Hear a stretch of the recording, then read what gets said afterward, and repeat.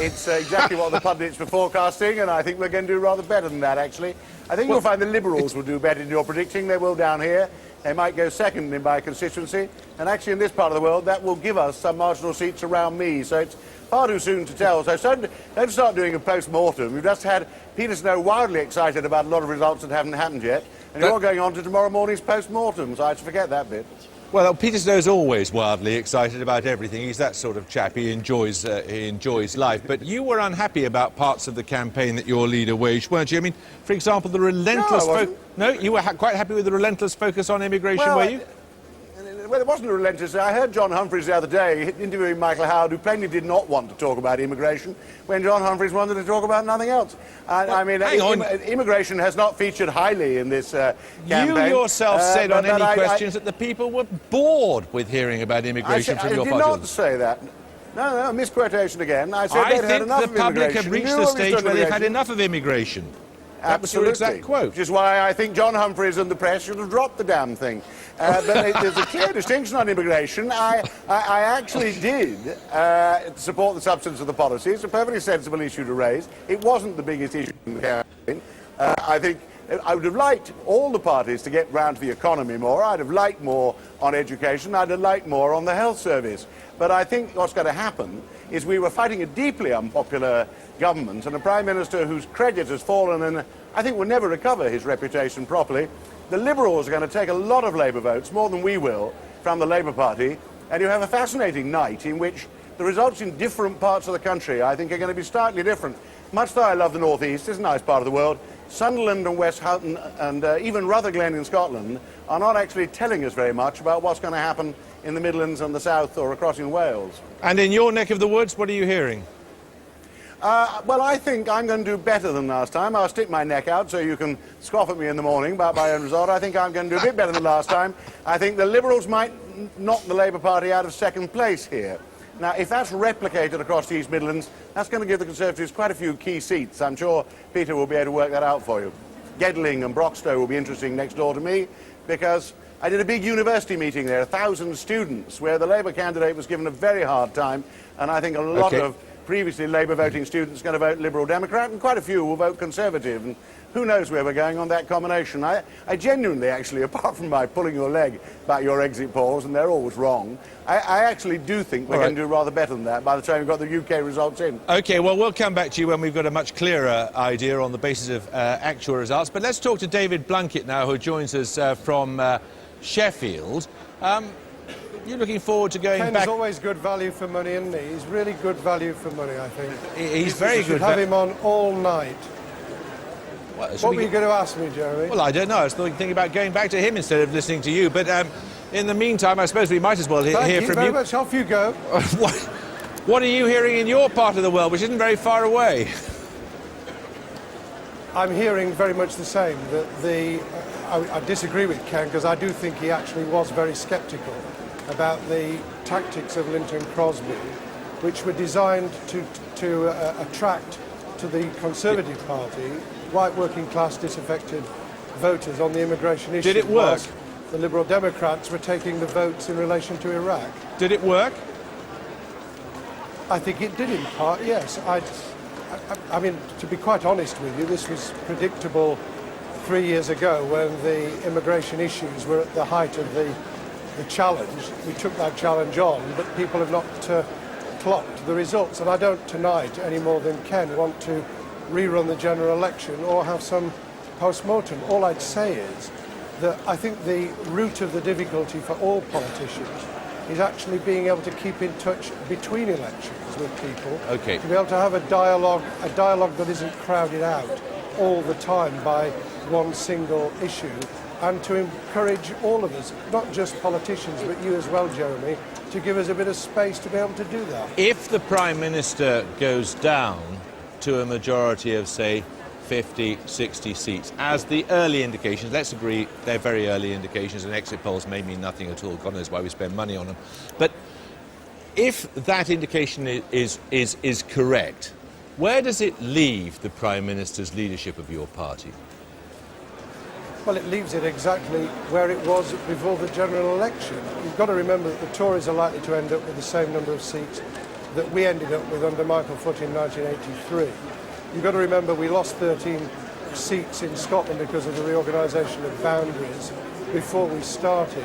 And you've got to remember that we had two massive landslide victories which were entirely due to the leadership of Tony Blair reaching out to Middle England. And tonight is all about how many of those we hang on to. Would you expect to go back into the cabinet in these circumstances? I'm not expecting anything. I'm going to continue making a contribution in any way I can, as I have over the last few weeks alongside other colleagues, and to have that discussion and dialogue about how we renew the politics of political democracy. The Prime Minister said you should be back where you belong, which we all took to mean in the cabinet. Well, we'll have to wait until tomorrow to see how Tony decides to form the government. The direction we'll take then will be really important. Okay. It will be about reconnecting. You're just interrupting me again, and I was just about to try and say something non-party political and sensible. Back to you, Jeremy. Carry on in the usual way. Oh, there's no need to take that tone. David. Oh, dear, I'm smiling, my darling. Part of this is the problem of satellites. So nobody hears anybody. They're talking and you hear a voice and you cut away and I don't know. The Liberal Democrats are claiming to have pushed Barbara Roach out of Hornsey and Wood Green. She was not in government now, but she was an immigration minister. And we go now to another of those odd curiosities. Robert Kilroy-Silk and Veritas, the man who was in UKIP and then left with smoke coming out of his ears and then took on this constituency in Erewash, which UKIP had done well in at the European elections. Daisy Sampson is there. Daisy, what do you hear about Kilroy-Silk? Is he going to go in clouds of glory to the House of Commons at the end of today? Well, there are so many rumours circulating around this hall, David. At the moment, it is not looking good for Robert Kilroy-Silk. Of course, he chose this seat in the Midlands because this is the area he fought for UKIP in the European elections. He got an astonishing 31% of the vote. Of course, if he were to replicate that on behalf of Veritas, his new party, this evening, he would be certainly straight to the House of Commons, and he would be unseating the incumbent Labour MP, the incumbent Labour candidate, Liz Blackman. Now, in fact, I think what might well happen here this evening is that Veritas and the BNP and the UKIP candidate could all get a smattering of votes, which might be enough to let the Conservative candidate take the seat from the Labour candidate. He's an interesting chap. He's only 29 years old. He would be the youngest Conservative MP if he were elected here. He's completely under the radar. Most people have not heard of him. He hasn't had the party leadership supporting him here, which incidentally Liz Blackman has. She has had no less than John Prescott, Gordon Brown and Tony Blair visiting her here. They are obviously concerned about the Robert Kilroy-Silk factor. Another thing, David, I can tell you is that we understand turn-up is considerably higher this time round. I'm sure that must be because the glamour and glitz that Mr Kilroy-Silk has brought to this constituency has brought people out to vote. They're saying perhaps as much as 72% turnout here. Well, thanks, Daisy. You can call it glamour and glitz. I'm not sure everybody would agree with that description of Robert Kilroy-Silk, but anyway. Just a word from Andrew, because you keep on getting little nuggets of information which put together are gradually creating a sort of pieces of a jigsaw. You're right, little bits of chaff in the wind.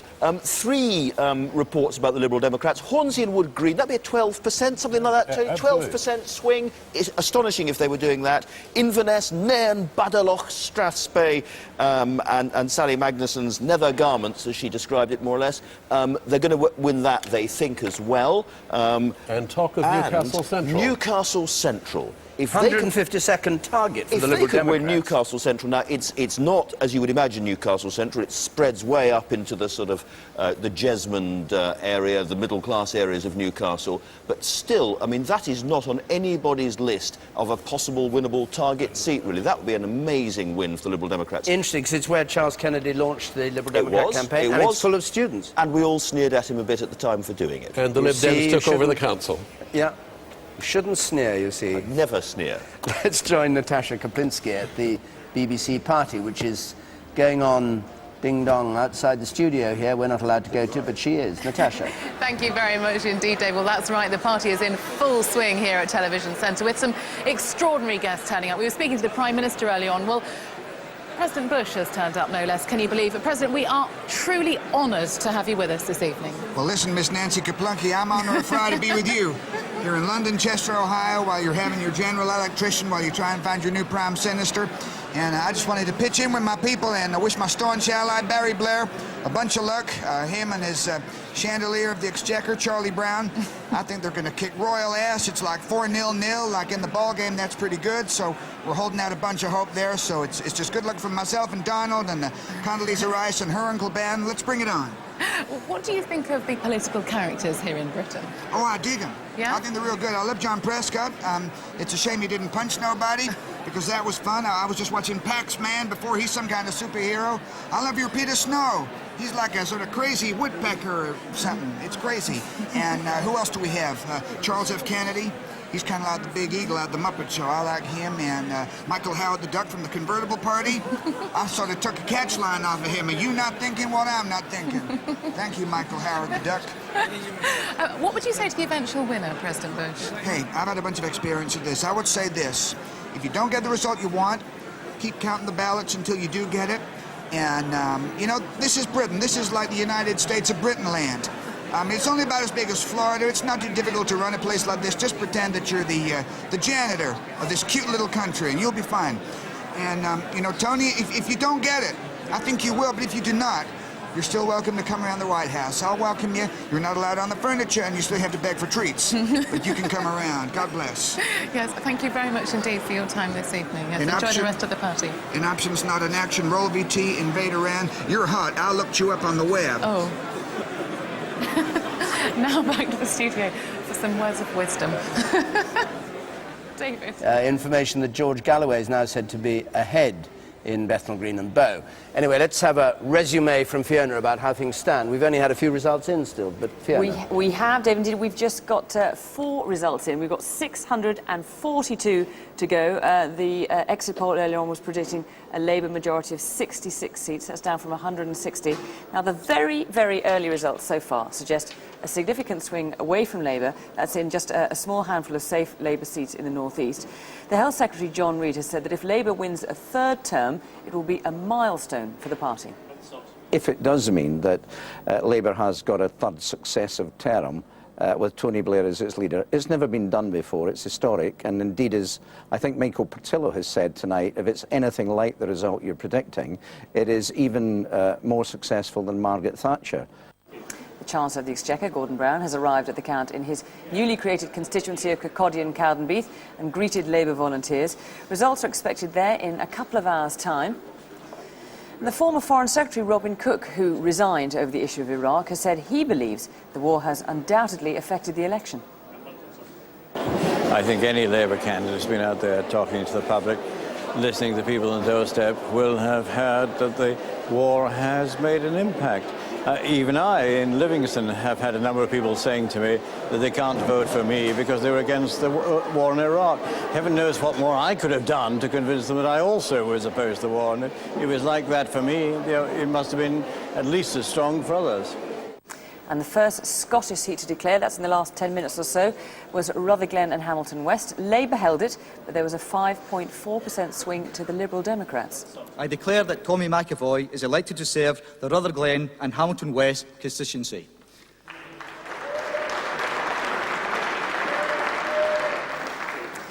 The former Conservative Chancellor, Ken Clarke, says despite Labour's early gains, the Tories are likely to perform well overall. We were fighting a deeply unpopular government and a Prime Minister whose credit has fallen and I think will never recover his reputation properly. The Liberals are going to take a lot of Labour votes, more than we will, from the Labour Party. And you have a fascinating night in which the results in different parts of the country, I think, are going to be slightly different. Early results have all recorded a small increase in turnout, but it's still well short of the 70% figure that used to be the norm in British general elections. But in some areas, turnout has increased. In Torbay, turnout is estimated to be between 68 and 78%. That's well up on 2001. Officials say voters were queuing up to cast their votes. That's all for now. Back to you, David. And straight to Barnsley Central, where we have a declaration. Held on the 5th of May 2005, do hereby give notice That's the number of votes recorded. This for is each Labour's candidate 14th safest at the seat, election just a reminder. is Industrial, as working follows. class Yorkshire. Geoffrey Broadley, British National Party, 1,403. Miles Crompton, Liberal Democrat, 4,746. Eric Ilsley, Labour, 17,478. Peter Morell, Conservative, 3,813. Donald Wood, Independent, 1,175. And that he said Eric Ilsley, therefore, is duly elected to serve as member for the Barnsley Central constituency. Eric Ilsley, who was a former National Union Miners official and has been the MP here since '87. And his majority is down 2,398. There's the raw result. Turnout 47%, which is just up a little bit from last time, up 1.5%. The share of the vote, 61% Labour, 17 for the Liberal Democrats, 13 for the Conservatives, the same order as they were in last time. And the change, down 9% again for Labour, up 2% for the Liberal Democrats. And once again, you see the Labour vote fragmenting. You see the Labour red bar go down really quite a long way, but you don't see anybody else's go up a very long way. Though the British National Party is doing not too badly in the constituencies that it's targeted. They lost their deposit, but only just, I think, their swing to the Conservatives is 4%. They just lost their deposit. But the British National Party, that is. Here again, the notion of swing doesn't make a great deal of sense in this kind of constituency. No. What must be very worrying to people watching the results from Labour's point of view is the way in which Labour voters are just wandering off all over the place in very significant numbers. We don't yet have a marginal seat. I must say, if this were a drama, the tension would be building up desperately, and it is. It is a drama, and the tension is building up. With the news that David Davis in Halton, Price and Howden, apparently they're very pleased, the Tories. He's increased, they're saying he's increased his majority. The Liberal Democrats are looking very down in the mouth, and Labour thinks they may have lost their deposit. Let's go to Gateshead and see how that painting is going on, and hope they're not sort of treading the paint all over the white map. Sean? It's spray paint, David, so hopefully they won't be treading it all over the map. Who knows, though? And we've had so few results as well. They haven't been very busy. Here are all the teams not being very busy, armed with their spray cans. And who are ready when the results come in to rush onto our 40-foot map and decorate it with all the party's colours. So by the end of tonight, we have some idea of the geography of the UK. Robert Hall is warm over there in that cafe, and he's going to tell you how this results system works. Robert. Yeah, crucial place, this cafe, for two reasons. First of all, yes, it's where we keep warm, but secondly, this is our hub. The information comes in here, comes onto these bits of paper. We've got one here, we've got another one coming. Tell you what, you see, you get going, I'll grab this one. We just get the number. These are all numbered, these bits of paper, so that we can get the painters to the right places on the paint your own map. Let me just run out and see if I can find somebody to take this take this to the spray painters. Have we got another painter here? Yeah, we have. Now, you can see here the problem on the map is that there's an awful lot of constituencies and an awful lot of small numbers. Here we go, we've got another one for you there. There you go, get on with that. And as the night goes on, it's going to get very busy here. We expect several hundred results in the next 2 to 3 hours. In the big conurbations, it's almost impossible to make out the constituencies. It's going to be tricky. The treasure hunt, as it were, has started. A lot of red at the moment. The North East constituencies, Barnsley now going on, a Scottish constituency going on. We'll be back a little later on when we hope this will be multicoloured and rival anything Peter Snow can do. Back to you. That should move a bit faster. Thank you very much, Robert. We're joined by a group of people here who are going to watch what's going on. And hello to you. Can I ask how you voted today? I voted Tory. You voted Tory, so what kind of night do you think you're going to get? Fairly disappointing by the looks of things, I thought. Yep. And what sort of campaign do you think the Tories ran? It didn't obviously work out too well, but I think it was a negative campaign on the whole, which was true, but it didn't really work out. OK, can I ask you how you voted? I voted Labour. You voted Labour. OK, do you always vote Labour? I did do it before, yeah.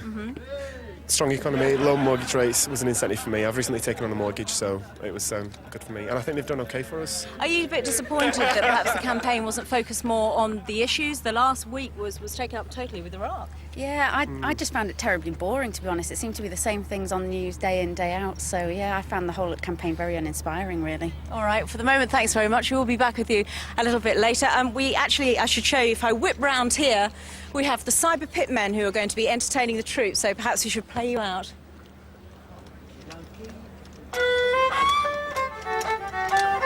Back to you.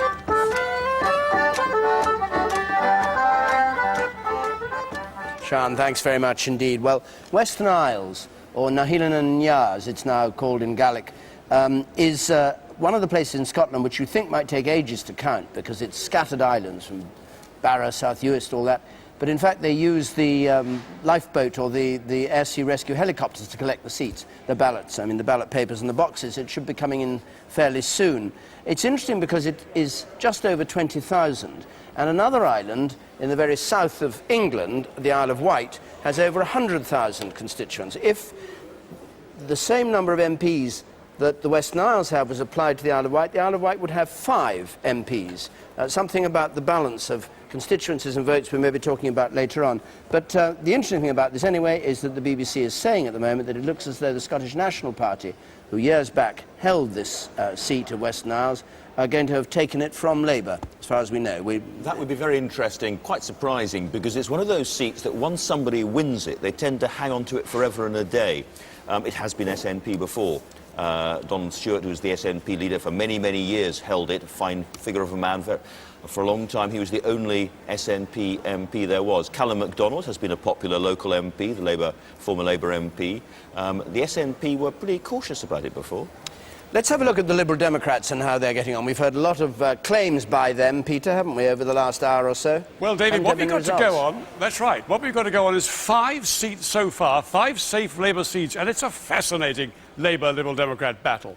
Down 7% Labour in these seats so far, up 4% the Liberal Democrats in those safe Labour seats, the Tories doing nothing, and the others over here. Now, let's bring down our Labour-Liberal Democrat swingometer. It's the first time we've done this. We're going right into the depths of this 3-way battleground. Here comes the Labour-Liberal Democrat swingometer.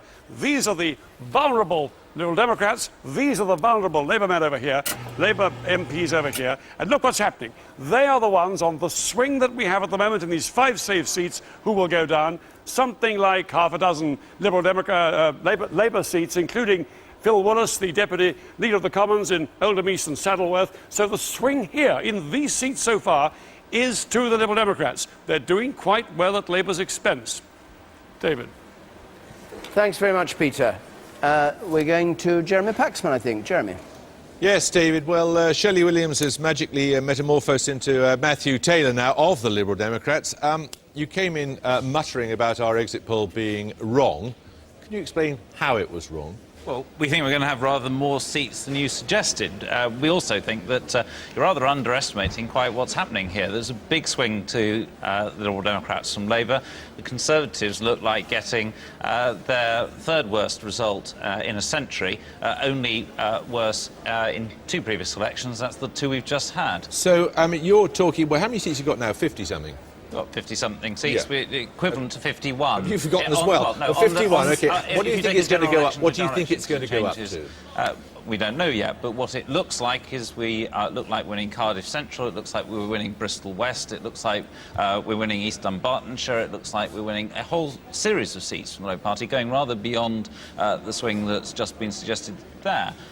We will see as this develops, but I think what we haven't seen, though, what we haven't seen is a marginal between a Labour and a Tory. That's true. And you know, all these contests that you rightly describe where the Liberal vote is going up, the Tories weren't really in contention. Let's see what happens when the Tories are in contention against Labour, because I think we're going to see very interesting results there. Charles Faulkner, though, if he's right, and we'll wait and see, it does suggest that scaremongering you've been going in for in the last few days about vote Lib Dem and let in Michael Howard amounted to nothing. People saw through it. I don't know what is happening. Some of the results we've seen do suggest an increase in Liberal Democrat vote, and Matthew is bringing us all this intelligence, which we don't know whether it's right or whether it's wrong, but he's saying they're winning seats.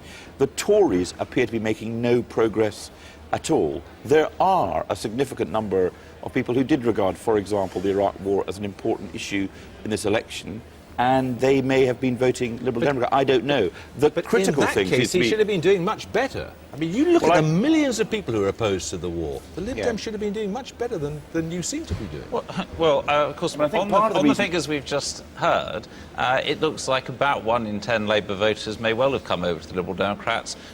Looks like we're gaining Liberal Democrat seats. It looks like we haven't got a Tory government. So that nails one completely misleading statement from the Labour Party in this campaign. Vote Liberal Democrat did not lead to a Conservative government. It did lead to more Liberal Democrat MPs being elected, by the way things are starting to show. Well, we don't know how many, and I think I suspect the critical issue is...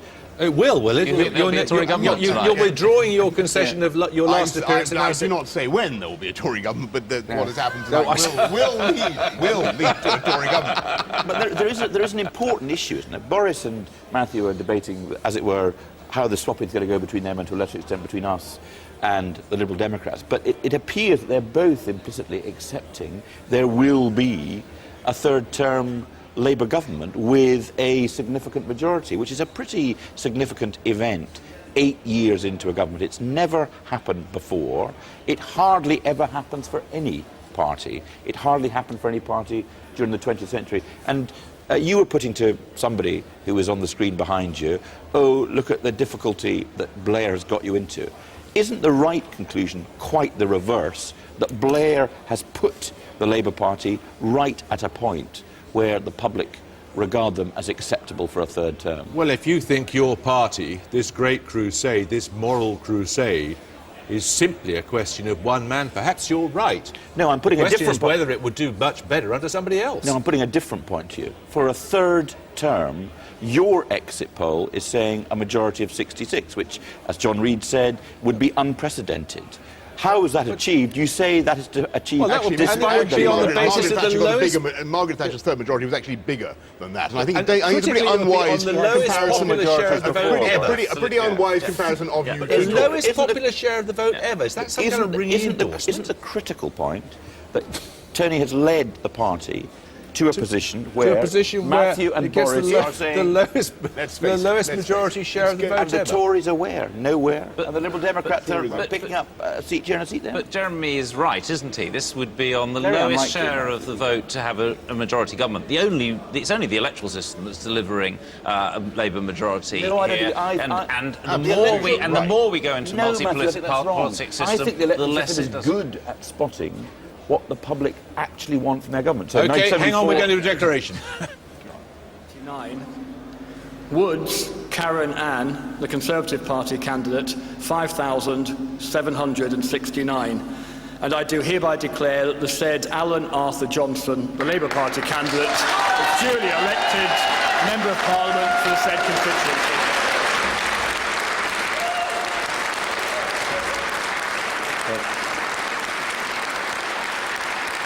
Work and Pension Secretary Alan Johnson.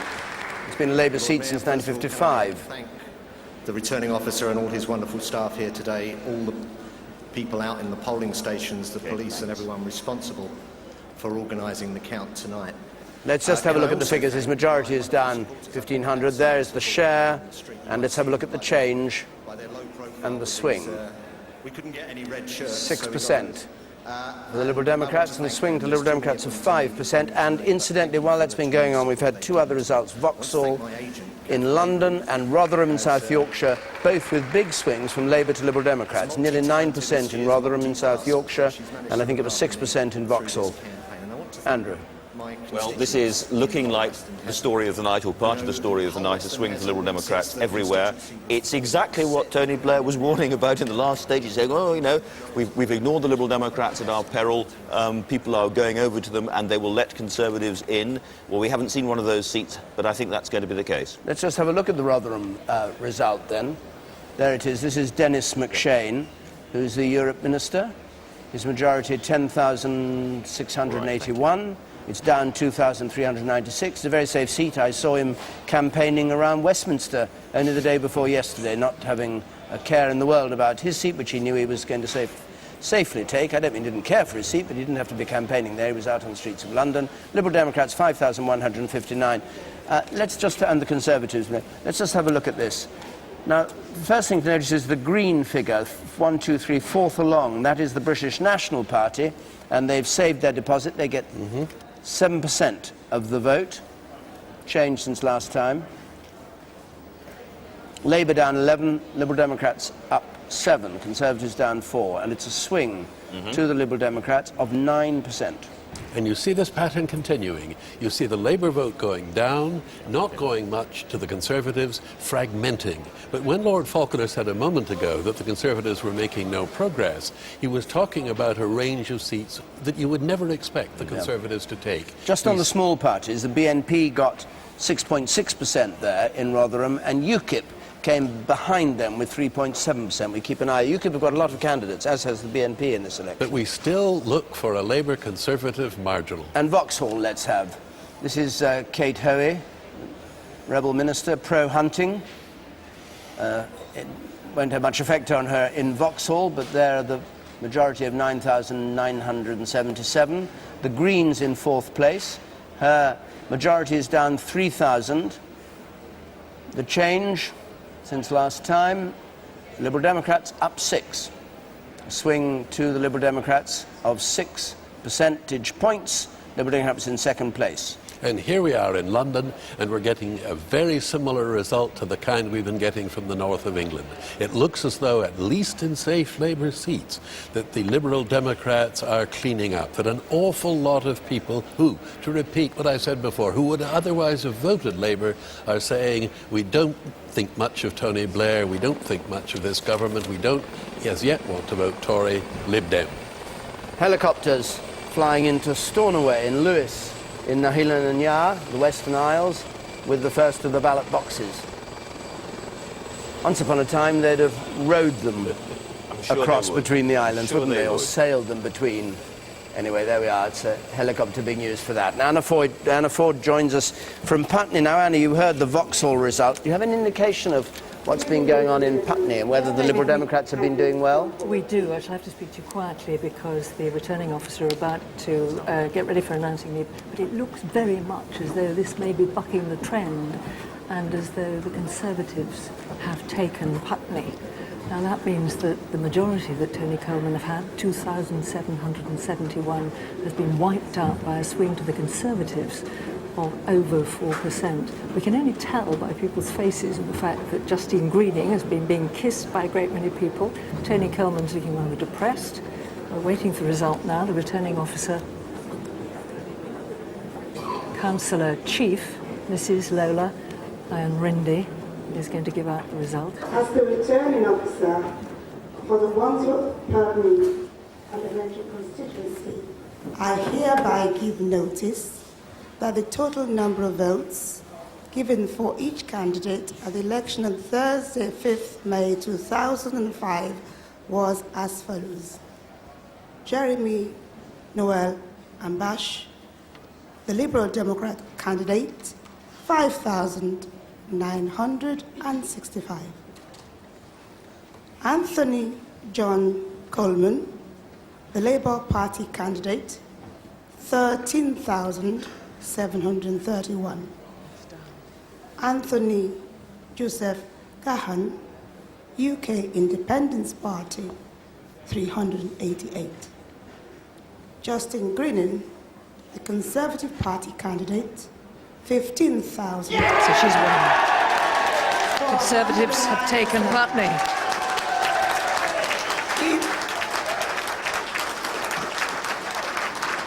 Keith Owen Magnum, This. Green Party, 993. And that Justin Greening has been duly elected to So serve. Justine Greening, who was the candidate in Ealing, Acton and Shepherd's Bush last time round, is a finance manager, 35 years old, has taken Putney back for the Tories. Tony Coleman took it in 97, ousting David Mello, and the figures go as follows. Conservatives with a majority of 1,766, and Labour in second place, the Liberal Democrats in third place. The share of the vote There it is, and the change, all important from last time. The ballot papers here tonight. Here in Putney, we've turned a new page and started a new chapter. In 2001, people were willing to give the Labour government the benefit of the doubt, but not in Putney any longer. We're no willing to tolerate a government that raises taxes but does not deliver on improved public services. And we're no longer willing to tolerate a government that is simply not straight with people on issues of national importance. I'd like, in particular, to thank the Wandsworth Conservative team. Okay, well, that that's a has supported me six-point so well swing from Labour to the Conservatives. That's Peter Snow was saying 6.2% would mean a hung Parliament. Now, this is very, very good news for the Conservatives indeed. Obviously, the best news of the night for them so far. If they can win this kind of seat on this kind of swing, it shows that they are keeping the Lib Dems pressed when they're in contest with the Labour Party. Okay. Sorry to interrupt you. Let's just see another one, because this is a seat, Newcastle upon Tyne Central, which the Liberal Democrats were very much hoping to take from Labour. Let's see the result. Apologies. James Mackay Cousins. Labour. 16,211. Clive Charles Harding. Christian Academy. 477. Joe Hill Hume. Green. 1,254. Wendy Morton. Conservative. 5,749. And Gregory Martin Stone. Liberal Democrat. 12,229. And I do hereby declare that James Mackay Cousins is duly elected Member of Parliament for the said constituency.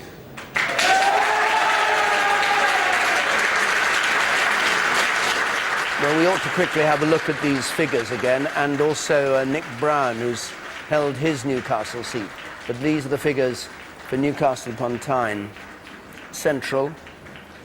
There's James Cousins safely back on the majority of 3,982. His majority down 7,623 from the last election. This is the share and change. The change. Labour down 10%, the Liberals up 12% in second place, and the share an 11% swing. But as Andrew was saying a few moments ago, the big news is not the news from Newcastle Central. The big news is the big news from Putney. The fact that the Conservatives have gained Putney, a seat that they lost in 1997, with a big swing, a much bigger swing than our exit poll was suggesting, makes it at least possible that where you have straight Labour Conservative marginals, which are the seats that matter, the Tories are going to do very well indeed. Okay, let's go back to Jeremy Paxman, who has important Liberal guest with him. Jeremy. Indeed I do, but first of all, Tessa Jowell, you also sit for a London seat. What happened in Putney? Are you surprised? Well, I think that what we're seeing in Putney is the differential effect in marginals that we're going to see throughout the country tonight. And I don't think it's... for the benefit of those of us not familiar with the jargon, what that means. Fair enough.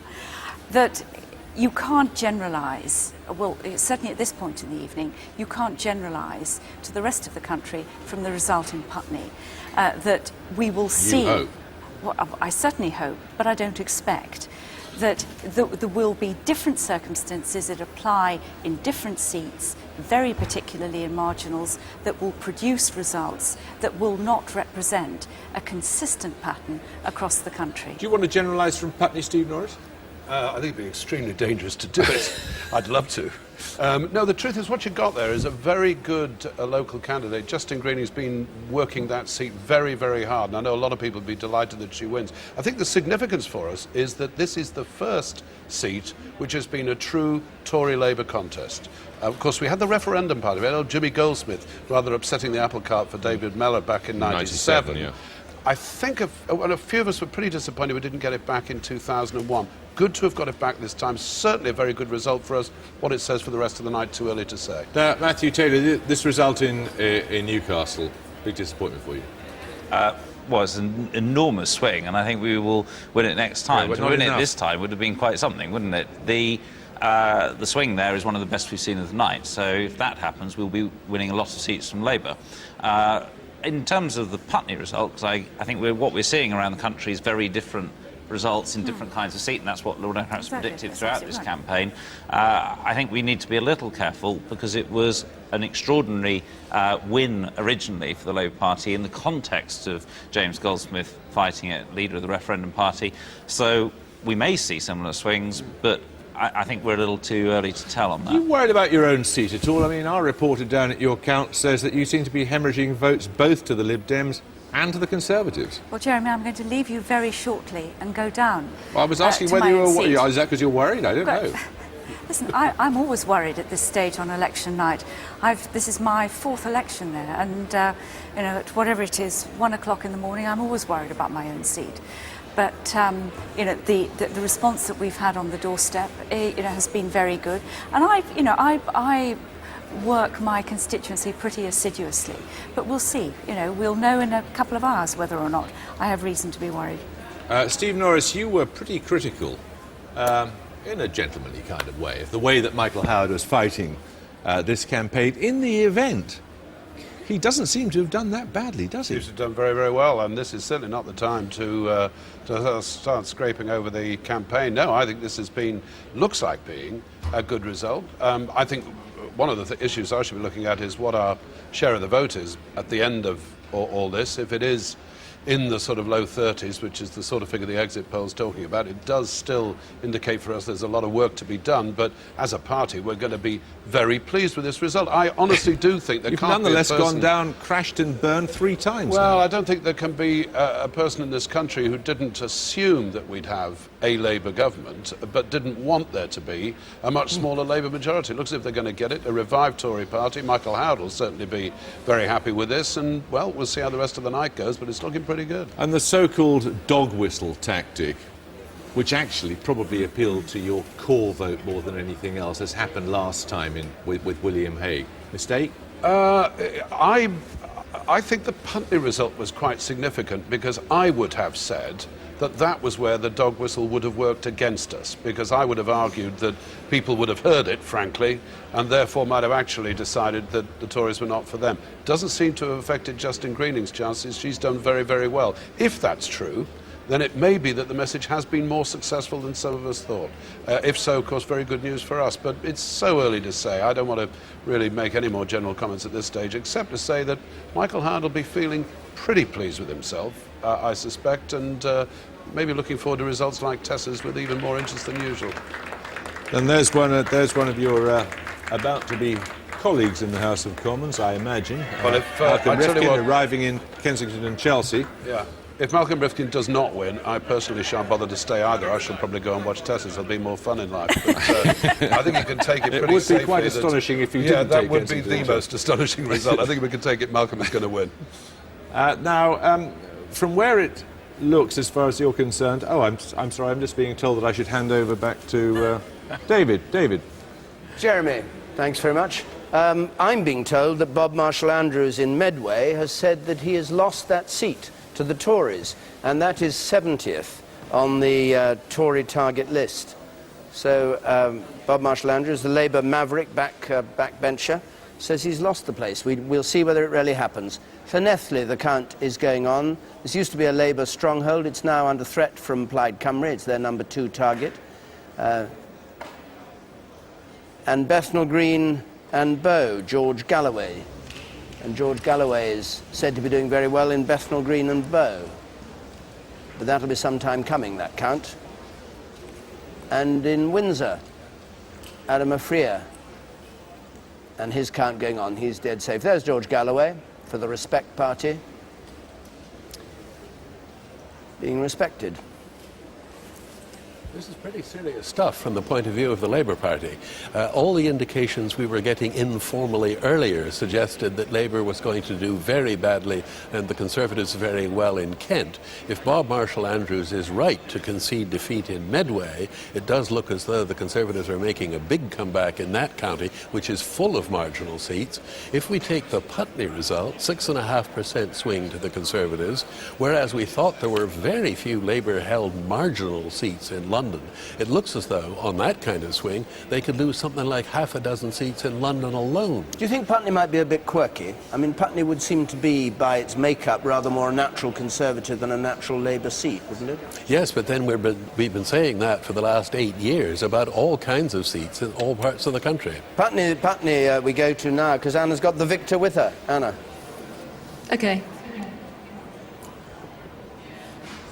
Well, I've got the new Conservative MP for Putney with me, Justine Greening. Justine, congratulations. Thank you very much. You worked very hard for this seat. You're a local, you live locally, you're a local governor of a local school. In your heart of hearts, did you expect to win? I thought we had a very good chance, and I felt that we'd run a very hard-fought campaign. I think all the candidates acknowledged that we had a great election. We had lots of public meetings. We were very vigorous in our local debate, and I think that certainly enabled the Conservatives to get across our message, and I think clearly people heard it, liked it, and voted for it. So where did Labour go wrong? I don't know. I think you'd have to ask them that, but my own feeling was that if we concentrated on what we had to offer people, my fellow residents here in Putney, both in terms of local issues, getting more police back on the beat, sorting out the district line night flights, but also in terms of what the Conservative government could have to offer, cleaner hospitals, more police, lower taxes, control immigration, and school discipline, people responded to that very positively, and I think that's what they were voting for tonight. Well, so far your party haven't done well elsewhere in the country. You've bucked the The headline trend. is Did you Glen expect Rothers that? at the top. Well, I think it remains to be seen how we do overall tonight. It's very early. Putney, I think, is one of the first seats to be called, so I look forward to seeing this result and this kind of swing repeated elsewhere. I know many of my fellow candidates have been working equally hard with equally positive campaigns, and I'm sure that will pay dividends for them too. Justine Greening, thank you very much. Thank you. Anna, thank you very much indeed. Well, Jill Dummingham is at Southport, where we're hoping to have a result in just a moment. How are things there, Jill? Just about to get the result now, I think.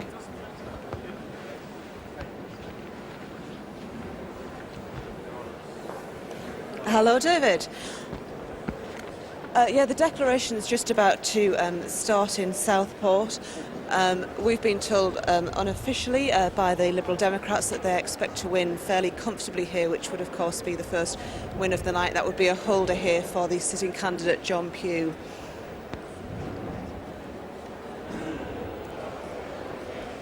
John Pugh, the Liberal Democrat, Mark Bigley, the Conservative there. Liberal Democrats have held this since '97. It's 45th on the Tory target, so it's straight Liberal Democrats and the Tories trying to take it. 20 miles or so north of Liverpool, Southport is, a rather upmarket seaside resort. And we have a conflict here because North East Fife is about to declare. Let's go there. The Unionist Party, 7,517 votes. Total ballot papers cast was 38,556, and the number of rejected papers was 68. The majority was 12,571, and the percentage poll, Sir Mingus Campbell, 62.2%. who's the Liberal Democrat Foreign Affairs spokesman, looking at his notes as he goes forward. His majority here was 9,600 last time round. We'll have the exact figure in just a moment. Senior figure in the Liberal Democrat Party. I declare Mingus Campbell to be elected to serve in Parliament as a member for the North East Fife constituency. Sorry. Well, he's been the MP here since 1987. We haven't quite arrived at self-declaration yet. Mr. Returning Officer, may I begin on behalf of all of the candidates by thanking you and your staff for a most efficient count. I think this may be the earliest declaration. We've just heard that Labour have conceded defeat in Blaenau Gwent, where there was a split, if you remember. There was an all-woman shortlist and a rebel stood as well. That's a Labour bloody nose to Labour, really, really if the is. voters yes, there. but not good news for Tony Blair. And again, Chris Pond in Gravesham, next to Bob Marshall-Andrews, is apparently in trouble against Adam Holloway, quite a well-known television reporter in his day, a campaigner on poverty issues. We have the Southport Declaration, so let's go to Southport. United Kingdom Independence Party, 749. Forster, Harry, Veritas, 238. Givens, William, your party, 589. Pugh, John, Liberal Democrats Party, 19,093 votes.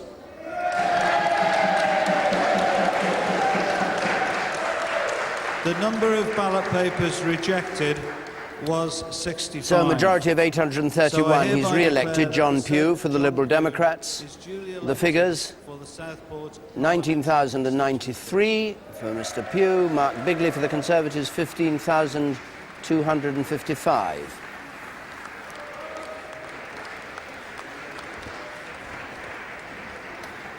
Turnout 69% there, which is up 10% since the last election. The share, let's just see that. This is quite a the all-important change, yes. This is quite a significant seat because this is the first time we've had a head-on confrontation between the Liberal Democrats and the Conservatives.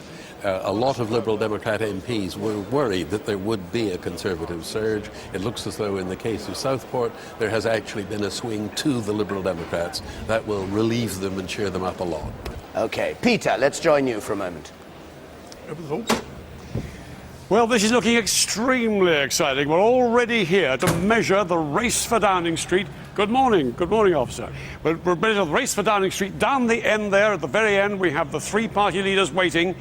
We asked them to come themselves and do this for us, but they said they were a bit busy, so we've got, as you can see, some computer doubles there. Now, Charlie Kennedy, how will he get on when we get our first forecast, which we will get sometime in the next hour or so? There he is. Will he get as far as Lloyd George in 1929, the last big Liberal representation in the Commons? 51 last time, Charlie Kennedy, 59 to aim for. What about Michael Howard? Will he get as far as the 165 seats in the last Parliament, which William Hague, of course, he inherited from in 2001 there. He won 165 seats, allowing for the boundary changes.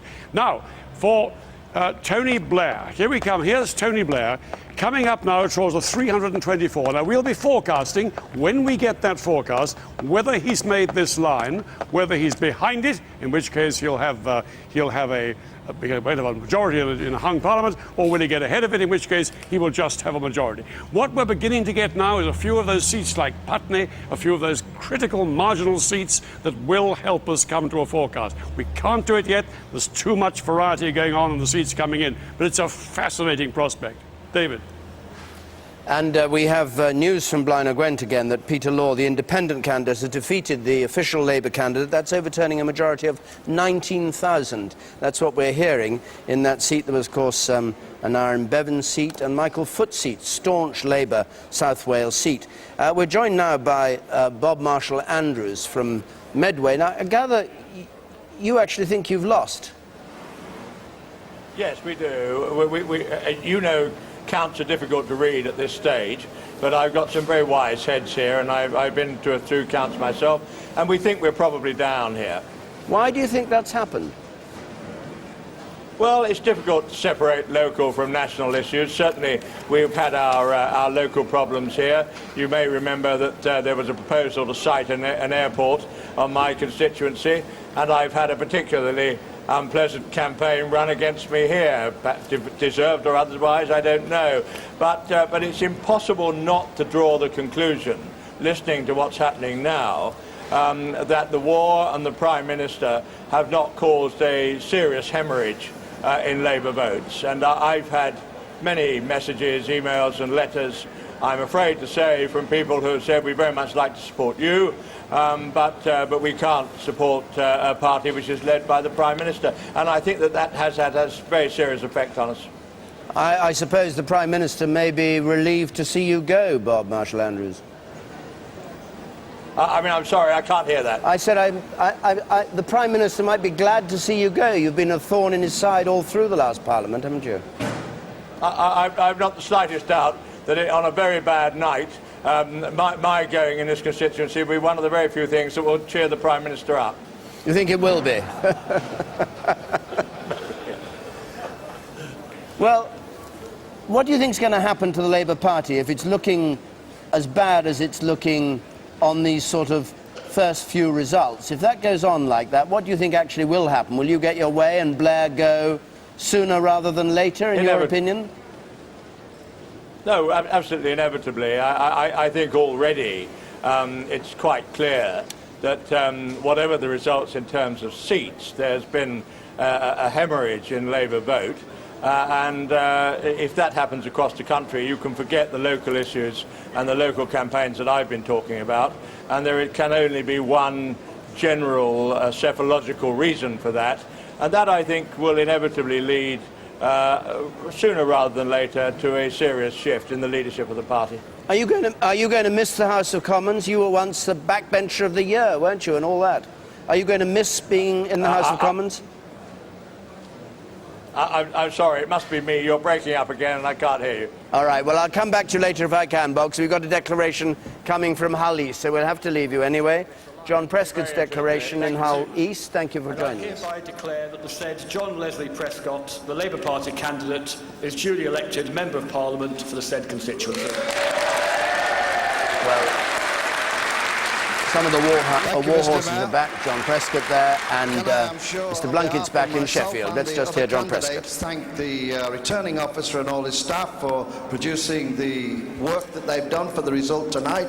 Also, our thanks to the police for all the work that they do in it, and a special thanks for them, because I think there's more candidates being involved in this election in Eastall than we've ever had before. I think it's been a pretty fair fight. I'm delighted that we've now come to this result. I want to say thank you very much to my hard-working party workers, because it was the Labour Party that won it, nobody else, and therefore to that extent can I say thank you very much for the very hard work and the comradeship shown by my own party. Can I say a special thanks to my agent, who now has been my agent for 10 elections, but has actually must have a record of being the agent for 16 elections in Hull and in Eastall. Thank you very much, Harry. You've played a tremendous part in that. So, may I just say that all the talk about how big the majority is, we wait to see that, but what's most important is it's quite a historic night for the Labour Party. We clearly will be government. It's the third term in office, as Alan was talking about before.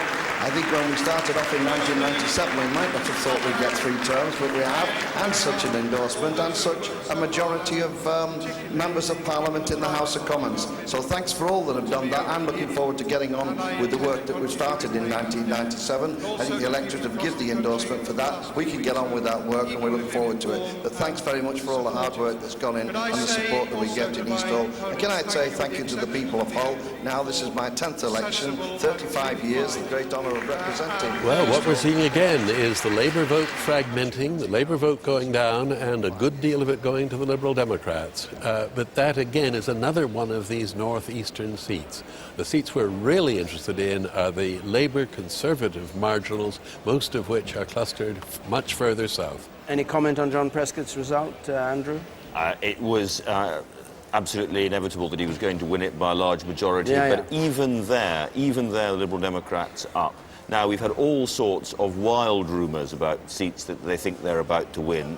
We'll be watching very closely to see what happens in Manchester and elsewhere. 2 ministers back. Hazel Blair's in Salford, the Home Office Minister, and David Miliband, the Cabinet Office Minister, in South Shields. We go to Torbay and join Kate Silverton. Kate, what news do you have from there? We're still waiting for your result.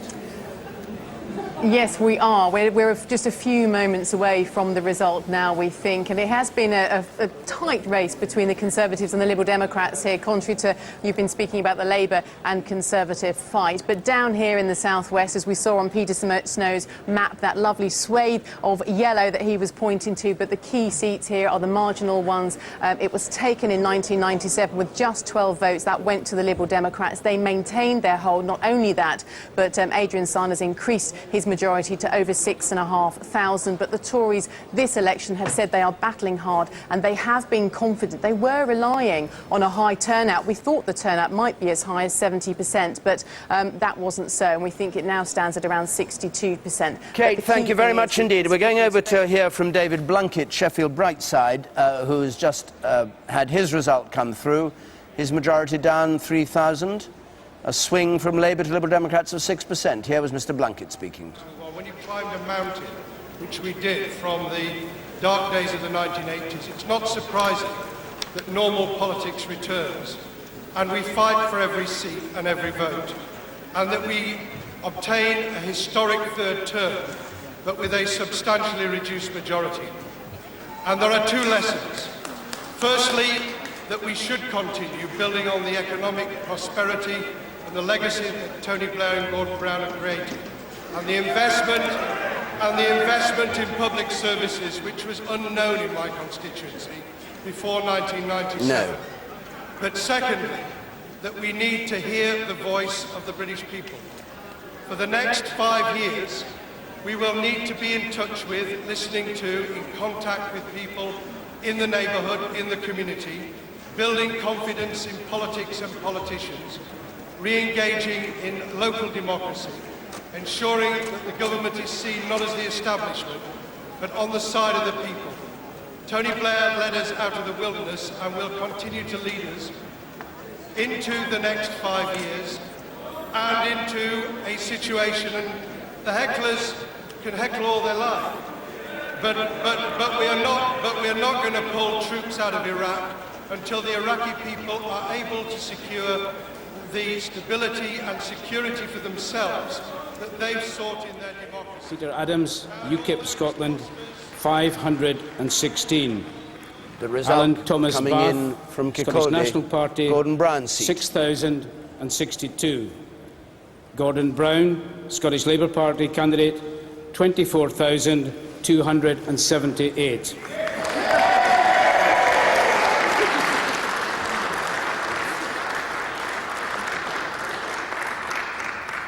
Alexander Jeffrey Cole Hamilton, Scottish Liberal Democrats, 5,450. Elizabeth Sheeran Quantes, Independent, 47. James Parker, Scottish Senior Citizens Unity Party, 425. Stuart Roy Randall, Scottish Conservative and Unionist Party, 4,308. Pat Sargent, Independent, 44. Steve Christopher West, Scottish Socialist Party, 666. And I hereby declare that Gordon Brown has been duly elected to serve in Parliament as a member for the Kirkcaldy and Cowdenbeath constituency. The Chancellor of the Exchequer kissing Sarah Macaulay, his wife, and his result, a majority of 18,000, his majority up by about 2,000 in Kirkcaldy and Cowdenbeath. It's a new constituency, of course, so it's not exactly measured. A bittersweet night for Gordon Brown. He knows that this kind of result probably brings a change in the leadership and his time as Prime Minister nearer, but it's not the result he wanted for Labour. I also thank the 8 other candidates who have joined me in this election for also the dignified and efficient way in which they have conducted this election. And if I may be allowed to do so, I want to thank my agent, Alec Rowley, Rona White, Marlon Livingston, Helen Eadie, my predecessor, Lewis Mooney, and all our Labour Party volunteers and workers who have worked tirelessly during this campaign. I'm grateful for all their advice, their support, and their hard work. And to the best campaigners in my family, Sarah and my young son, John, thank you also. To be elected again to represent the families of this constituency I've had the privilege to represent for 22 years is indeed an honour. And now, following the creation of this new constituency of Kirkcaldy and Cowdenbeath, to represent, in addition, the town in which I grew up, where I went to school, where I can count many childhood friends, and to be declared Member of Parliament only a stone's throw from the church in which my father was a minister for all the formative years of my life, is indeed a humbling experience. And my first duty and my first responsibility will be to serve all the electors of this new constituency of Kirkcaldy and Cowdenbeath. This vote in this constituency here for Labour is, I believe, not just a call for renewed work, but it's a summons to even greater commitment. And I promise that we will listen and we will learn so that we can serve our country and our communities even better in the years to come. And if, as I believe will happen, a Labour government will be elected for a historic third term, our purpose will be to maintain and entrench our economic stability and prosperity, to advance towards full employment in this country, and to build a stronger, fairer Britain, where every child has the best start in life and there is dignity, security and opportunity for every family in the country. This is the work that drives us on. This is the vision that gives enduring purpose to what we do. This is the task our party wants to take forward, starting from this morning.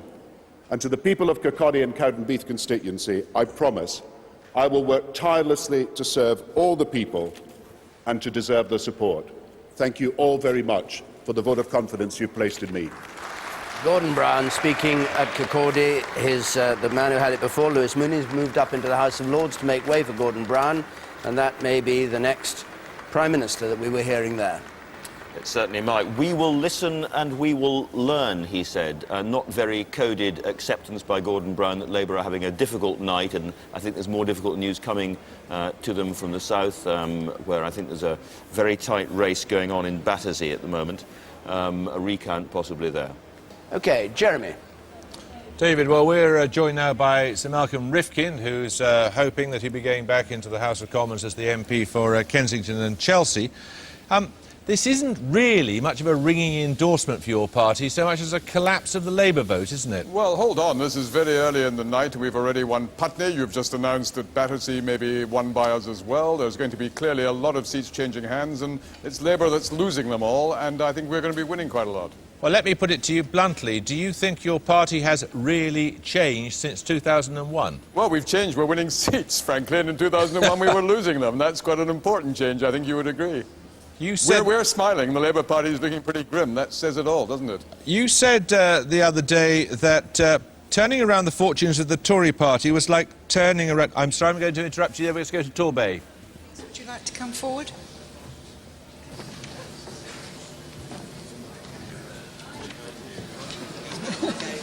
No, apparently we're not going to have a declaration in Torbay. Malcolm Rifkin, sorry to interrupt you there. Do stay with us.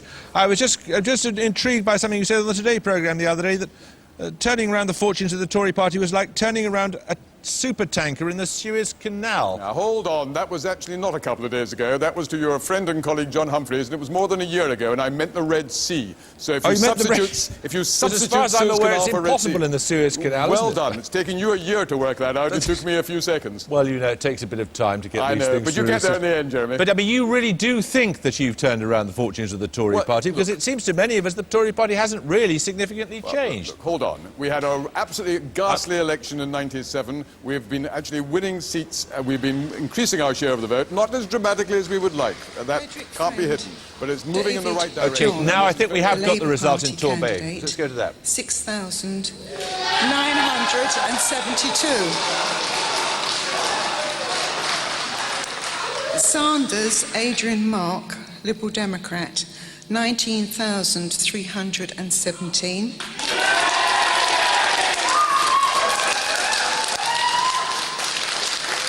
Wood, Charles Marcus Alexander, the Conservative Party candidate, 17,288. The total of sport votes were 86. I declare Sanders, Adrian Mark of the Liberal Democrats duly elected to Torbay. Torbay has been held by the Liberal Democrats. The majority is down from the last election by 4,500. But Adrian Sanders is safely in there. UKIP took 3,700 votes, which if you added them to the Conservative vote, would have given the Conservatives the seat. The Labour Party in third place, 6,972, and Graham Booth for UKIP, 3,726. About the appalling negative campaign that the Conservatives have There's the share. over the past 12 months, both locally and nationally. And there's the change. And I hope that tonight, nationally, Down 10% for Liberal Democrats, up 6% for Labour, up 5% for UKIP. UKIP got 7.9% of the vote there. the lower turnout this evening. Now, may I say to all our Well, friends at this stage, we've got some more results to come in, which we'll bring you in just a moment.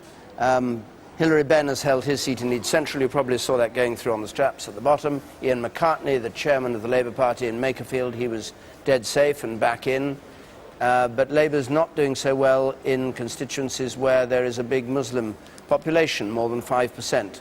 Down by 9 points, Labour is on average at the moment in seats with a more than 5% Muslim population. Alan Milburn held Durham. Let's, Darlington that is rather, let's just have a look at how things stand now, because we have had a few more results in than we had last time. We went to Fiona. Fiona Bruce. Yes, indeed. We've had 57 seats declared. We've got 589 to go. Oh, 58 now, 588 to go. Although there's still a long way to go tonight, there appears to be a significant swing away from Labour in many of the small number of seats declared so far. The Conservatives' first gain of the night was in Putney in southwest London, where Justine Greening overturned Labour's majority with a swing of 6.5%. The Conservative Party candidate, 15,497.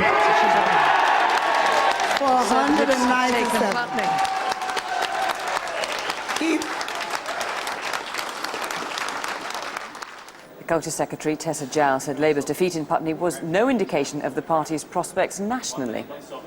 There will be different circumstances that apply in different seats, very particularly in marginals, that will produce results that will not represent a consistent pattern across the country.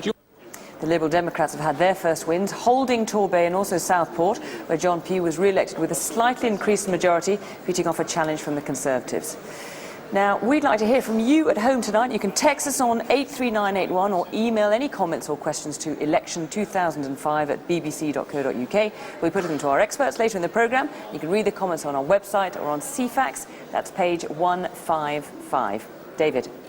Jack Straw, Blackburn. Let's hear his result. May 2005 do hereby give notice that the number of votes recorded for each candidate at the said election is as follows. Amin Imtiaz Ali, the Conservative Party candidate, 9,553.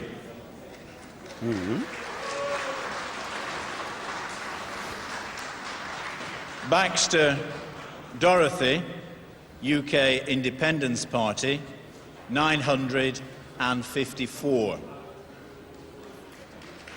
Carter Graham Arthur, the Green Party, 783. Holt Nicholas, British National Party, 2,263.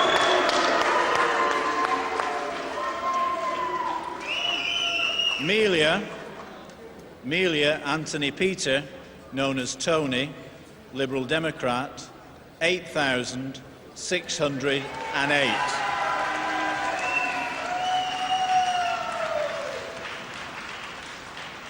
Murray Craig John, Independent, 2,082.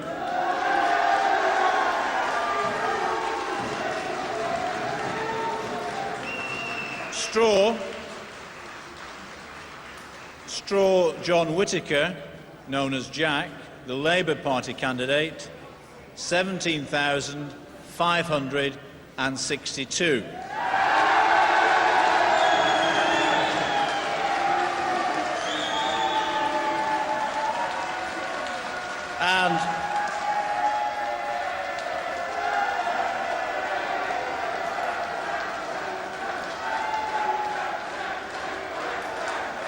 And I do hereby declare that the said John Whittaker Straw is duly elected. So Jack Straw, Foreign Secretary, back in Blackburn. The independent candidate, incidentally, is the former British ambassador to Uzbekistan. Jack Straw, who was thought might be in trouble because he has a high proportion of Muslims, nearly a quarter of his constituency, over a quarter, Muslims, in fact won the majority of 8,000. It's just down 1,000 from last time. Let's just hear Jack Straw and then we'll get the figures. Election administration and ensuring the count was conducted so well this evening.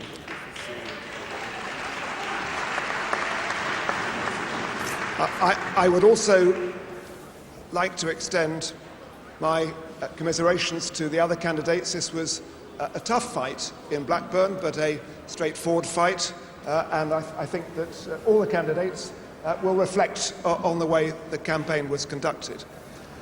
Wanted to say this, that many predictions were made about the result in Blackburn. I can't remember an occasion when Blackburn has had quite so much press attention with predictions that the Labour Party here in Blackburn might even lose the result here tonight. We didn't lose. We had a terrific victory. And the fact of that victory is down to the strength, above all, of the Blackburn Labour Party and the fact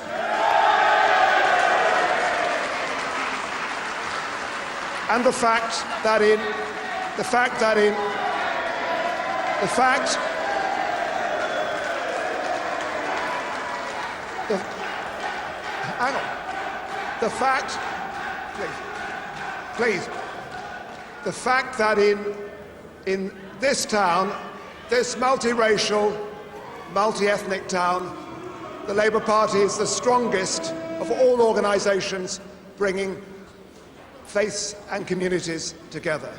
I offer my great thanks to the party, to their fantastic effort put in over, not just over a few days, but over weeks and months. I thank everybody in the Blackburn Labour Party. I thank everybody who has voted for me. I thank particularly my agent, Sir Bill Taylor, and I thank also my family, my wife Alice, my two children, William and Charlotte. Well, while the thanks go on, here are Jack Straw's figures. 17,562, the Conservatives on 9,500, Liberal Democrats on 8,600, the British National Party 2,200. Here's the share. Hang on. He's having a difficult time there in Blackburn in making his speech. 42% for Labour, 23% for the Conservatives, 21% for the Liberal Democrats, 5% for the National Front, others on 9%. And the change, down 12%, the Labour vote, down 8% the Conservative vote, up 12% the Liberal Democrat. Well, Jack Straw is an example, a relatively rare example of a Labour cabinet minister who actually gets out there week in, week out, or fortnight in, fortnight out, and stands on a soapbox and actually talks to his electors. He works his constituency very, very hard in a traditional, old-fashioned way. Speaks outside the supermarket, doesn't he? Every weekend. Yes. Anyone can come along and have a go at him, and he rather enjoys that, he says. I think somebody who fought less hard could have been in real trouble in this kind of seat, particularly when you consider he was Foreign Secretary during this war. We hear from the Liberal Democrats that they're claiming that Estelle Morris's old seat, she's retiring, Birmingham Yardley, has fallen to the Liberal Democrats with a majority of around 2,000. That is a Liberal Democrat claim, warning on that. Ilford North, Tazeen Ahmed can join us, I hope. Tazeen, can you hear me down there in Ilford, and tell us what's going on? This is a seat that the Tories are hoping to take in Essex. No, we can't go. We'll come back to you in a moment when we can. One of the hazards of election night. Tony King. One of the worrying results so far from the Liberal Democrats' point of view is Torbay. I've just been doing a tally, and a swing of the kind to the Conservatives that took Torbay would cause the Liberal Democrats to lose Dorset Mid and Poole North, Somerset and Frome, Devon West and Torridge, Tainbridge, Devon North. It's a pretty serious business. I mean, Torbay was thought to be one of the safest Lib Dem seats in the southwest of England. There was a very considerable swing against them, 5%. And that could have quite lethal effects for the Lib Dems in that part of the country. Notice we're getting these two patterns.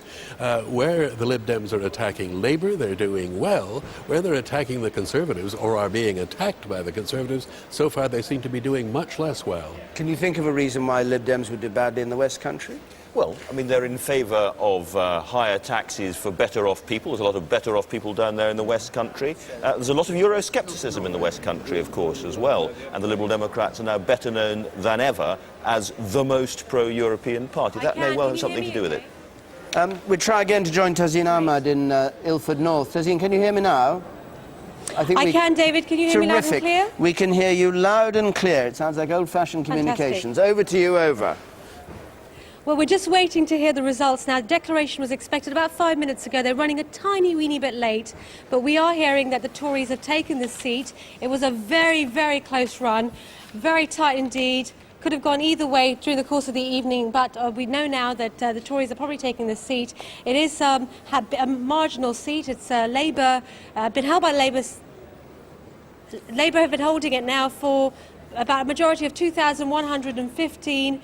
Seems like the Tories have taken it, but we're not quite sure by how much. I think it's a very tiny amount. It's interesting if it's tight, because I mean, it's fairly high on their target list, and it's the kind of place, isn't it, Tony King, where the Tories need to do well in the heart of Essex, part of the country you know well. Absolutely, though Ilford, incidentally, is no longer part of Essex. It's moved on or up in the world, but the key... That's what they say. The key point, though, is that in the Greater London area, we haven't had all that many results, but led by Putney, there's talk of a recount at Battersea. It looks as though the Conservatives are making a very substantial comeback. Far more than I think anybody predicted. Most people thought that the number of seats the Conservatives could pick up in London was going to be very small. It looks as though it could be considerable. Tazeen, what did they do there? They declare on the steps or something, not in a rather dreary leisure centre like most of the declarations. No, absolutely. They come outside here, and they should be here any minute now, really, all of them lined up. We are hearing that the Labour MP, who's been in this position since 1997, hasn't actually turned up as yet. I don't know if she's planning to turn up, but she's certainly not here.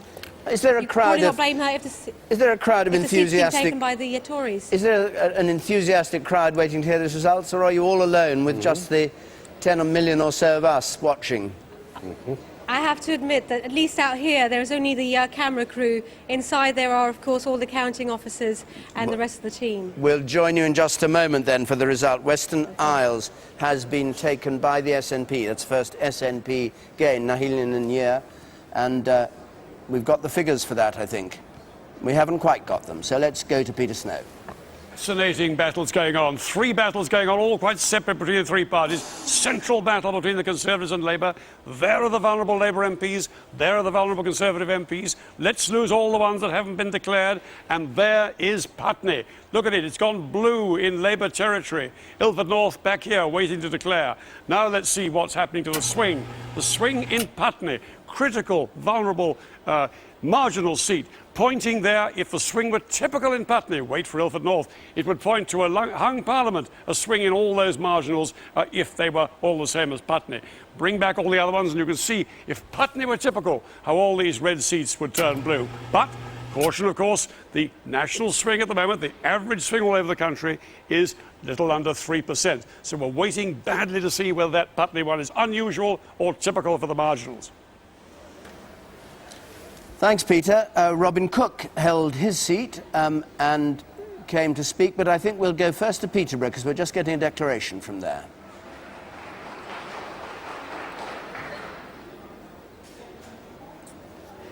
I, Raja Akhtar Hussain Akhtar, being the returning officer at the parliamentary election for Peterborough constituency, held on 5th May 2005, do hereby give notice that the number of votes for each candidate at the said election is as follows. Terry Stephen Blackham, National Front, Britain Before Refugees, 931.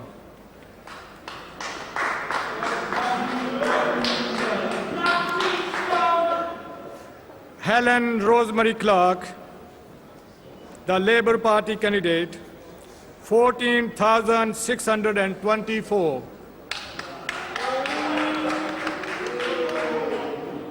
Mary Herdman, the UK Independence Party candidate, 1,242.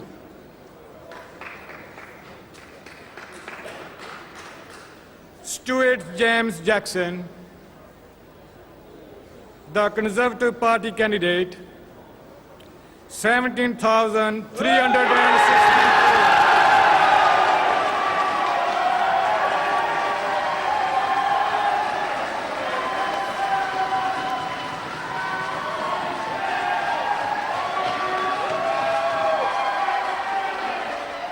Quiet, please. Quiet. Let me read the result, please.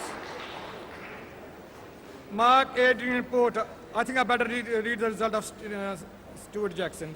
17,364. Mark Adrian Porter, Motorcycle News Party, 167.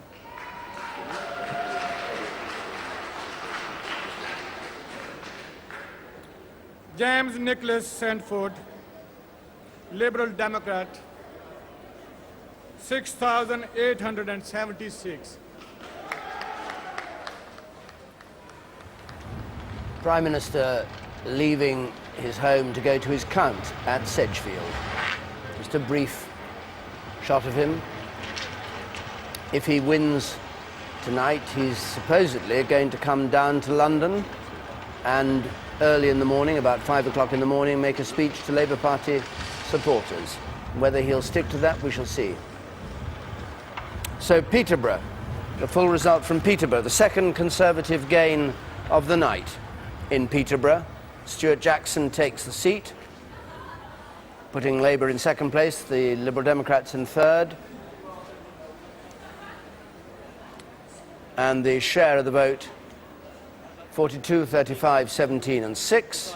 And the change since last time, up 4 for the Conservatives, down 10 for Labour. That's a swing from Labour to Conservatives, 7%. David, this is very serious business indeed from the Labour Party's point of view. The results coming through in Conservative Labour marginals look very good indeed from the Conservative point of view, and after all it is mainly Labour seats that the Conservatives want to pick up. That result from Torbay that I talked about a few moments ago is also very good news for the Conservatives. If they do that well against Liberal Democrats as well as against their Labour opponents, then this looks like being a considerably better night from the Conservatives' point of view than we were thinking about earlier in the evening, and certainly as the opinion polls were suggesting. A moment ago, Gordon Brown spoke to our reporter Gordon Brewer in Kirkcaldy, and let's hear from him. Why does Labour appear to be heading for a reduced majority? Well, first of all, I think this is a great privilege for me to represent this constituency, and the first thing we're doing on a night like this is electing constituency members of Parliament, and for me to represent the area where I was brought up, as well as the constituency I've represented for 20 years as a result of this reorganisation that's taken place, is a very humbling experience, and I'm delighted to be in this position as the MP for this constituency, and I'm very grateful to all who helped me. As far as what's happening nationally, I believe that we will win a third term. I believe that that will be a historic victory for the Labour Party. There is no occasion in our history when we've won 3 elections in a row. It's very rare for any political party to do so, and I believe from the evidence I've got that we will win that third term majority. But of course all the results are not in. This one here is one of the first that has come, and I think we should all wait and see what all the other results are as we get them during the course of this evening. Would you be disappointed? Would you be disappointed? Why do you think that is? Would you be disappointed in the fact that people are predicting a 66 majority? Well, it's very difficult to read all the trends at the moment, because in my own constituency here, I think you'll find that the majority is substantially up. I believe that we've got an enhanced vote from what was expected. I believe we've done better than we did in the previous election. I believe the Conservative vote in this and some other constituencies has not risen at all. But it is too early to say what is happening around the country. What I do believe is we will have a third-term Labour government. I think people must know that that is a historic achievement for a Labour Party that has never won 3 terms before.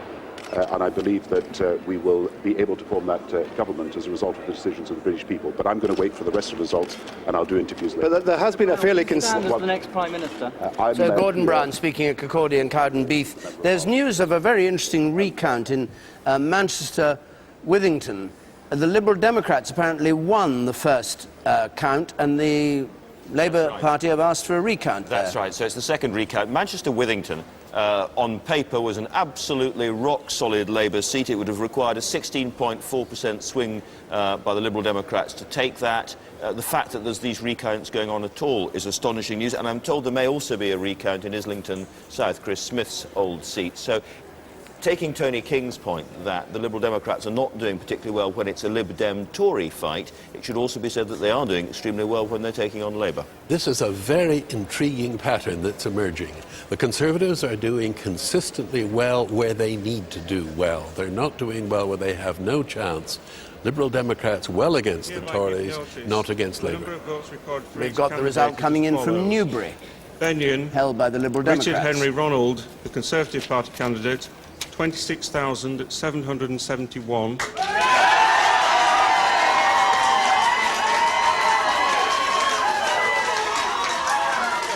Cornish, Nicholas John, Independent, 409. McMahon, David John, UK Independence Party, 857.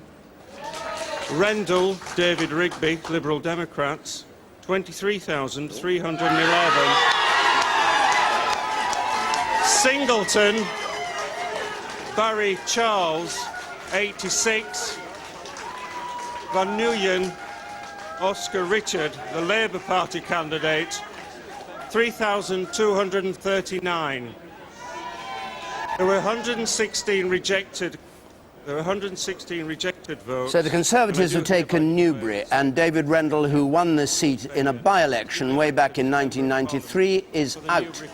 So it's win one, lose one for the Liberal Democrats. We go to Cheadle for the declaration there.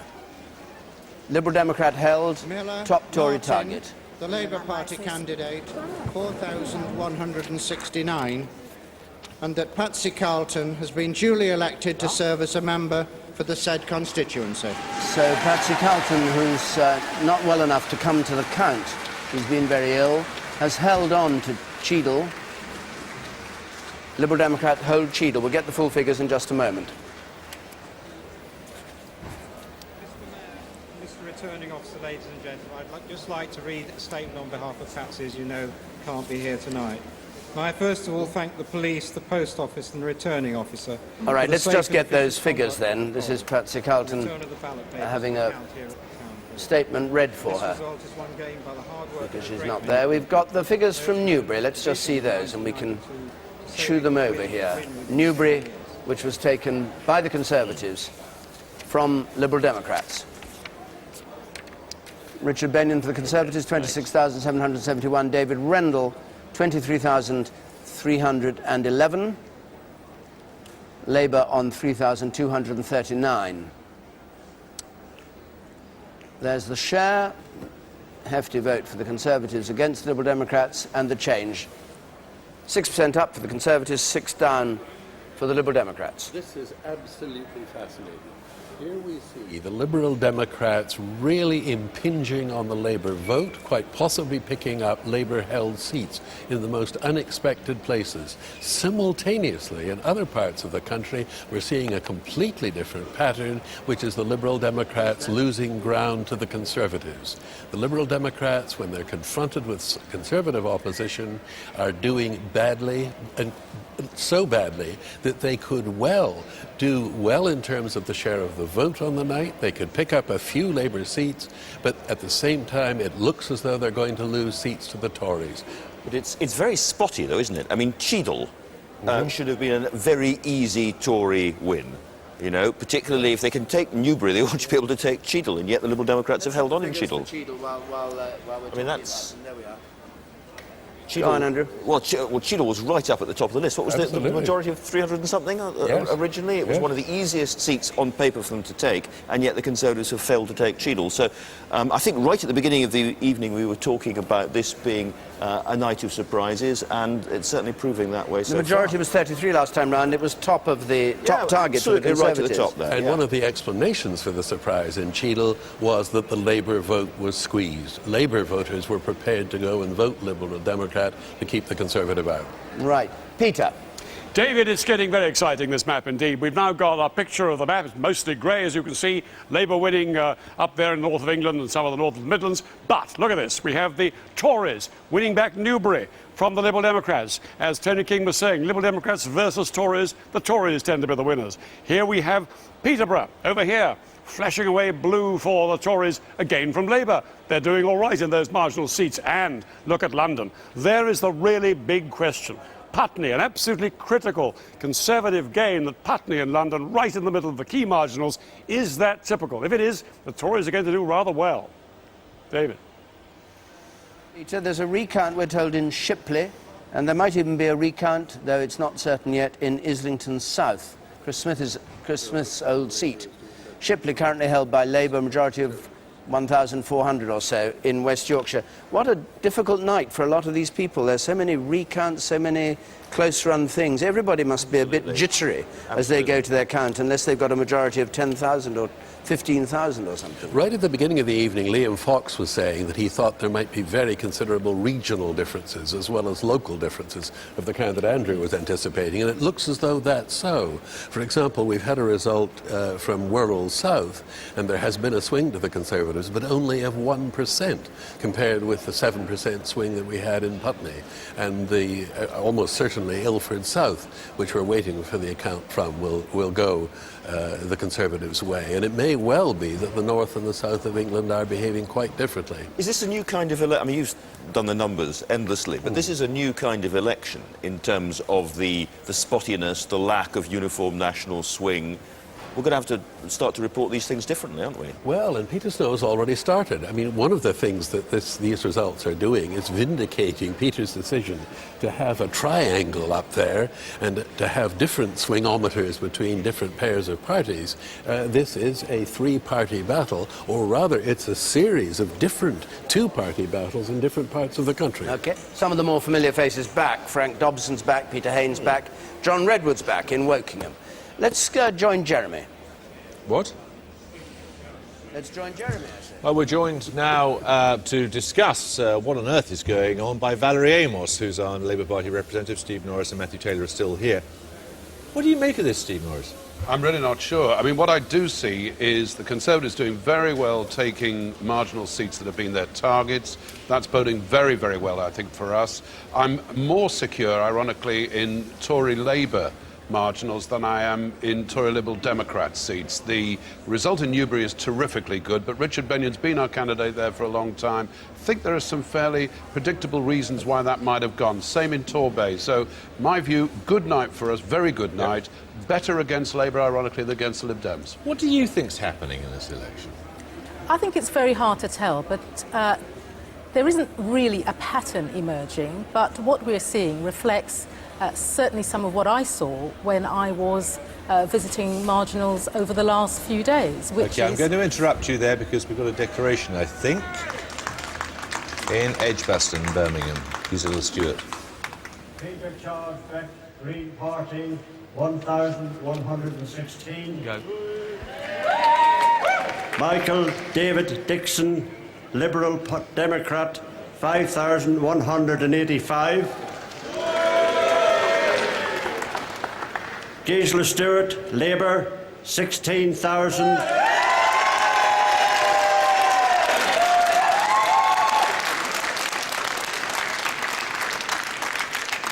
$16,465. Stephen White, UKIP, 749.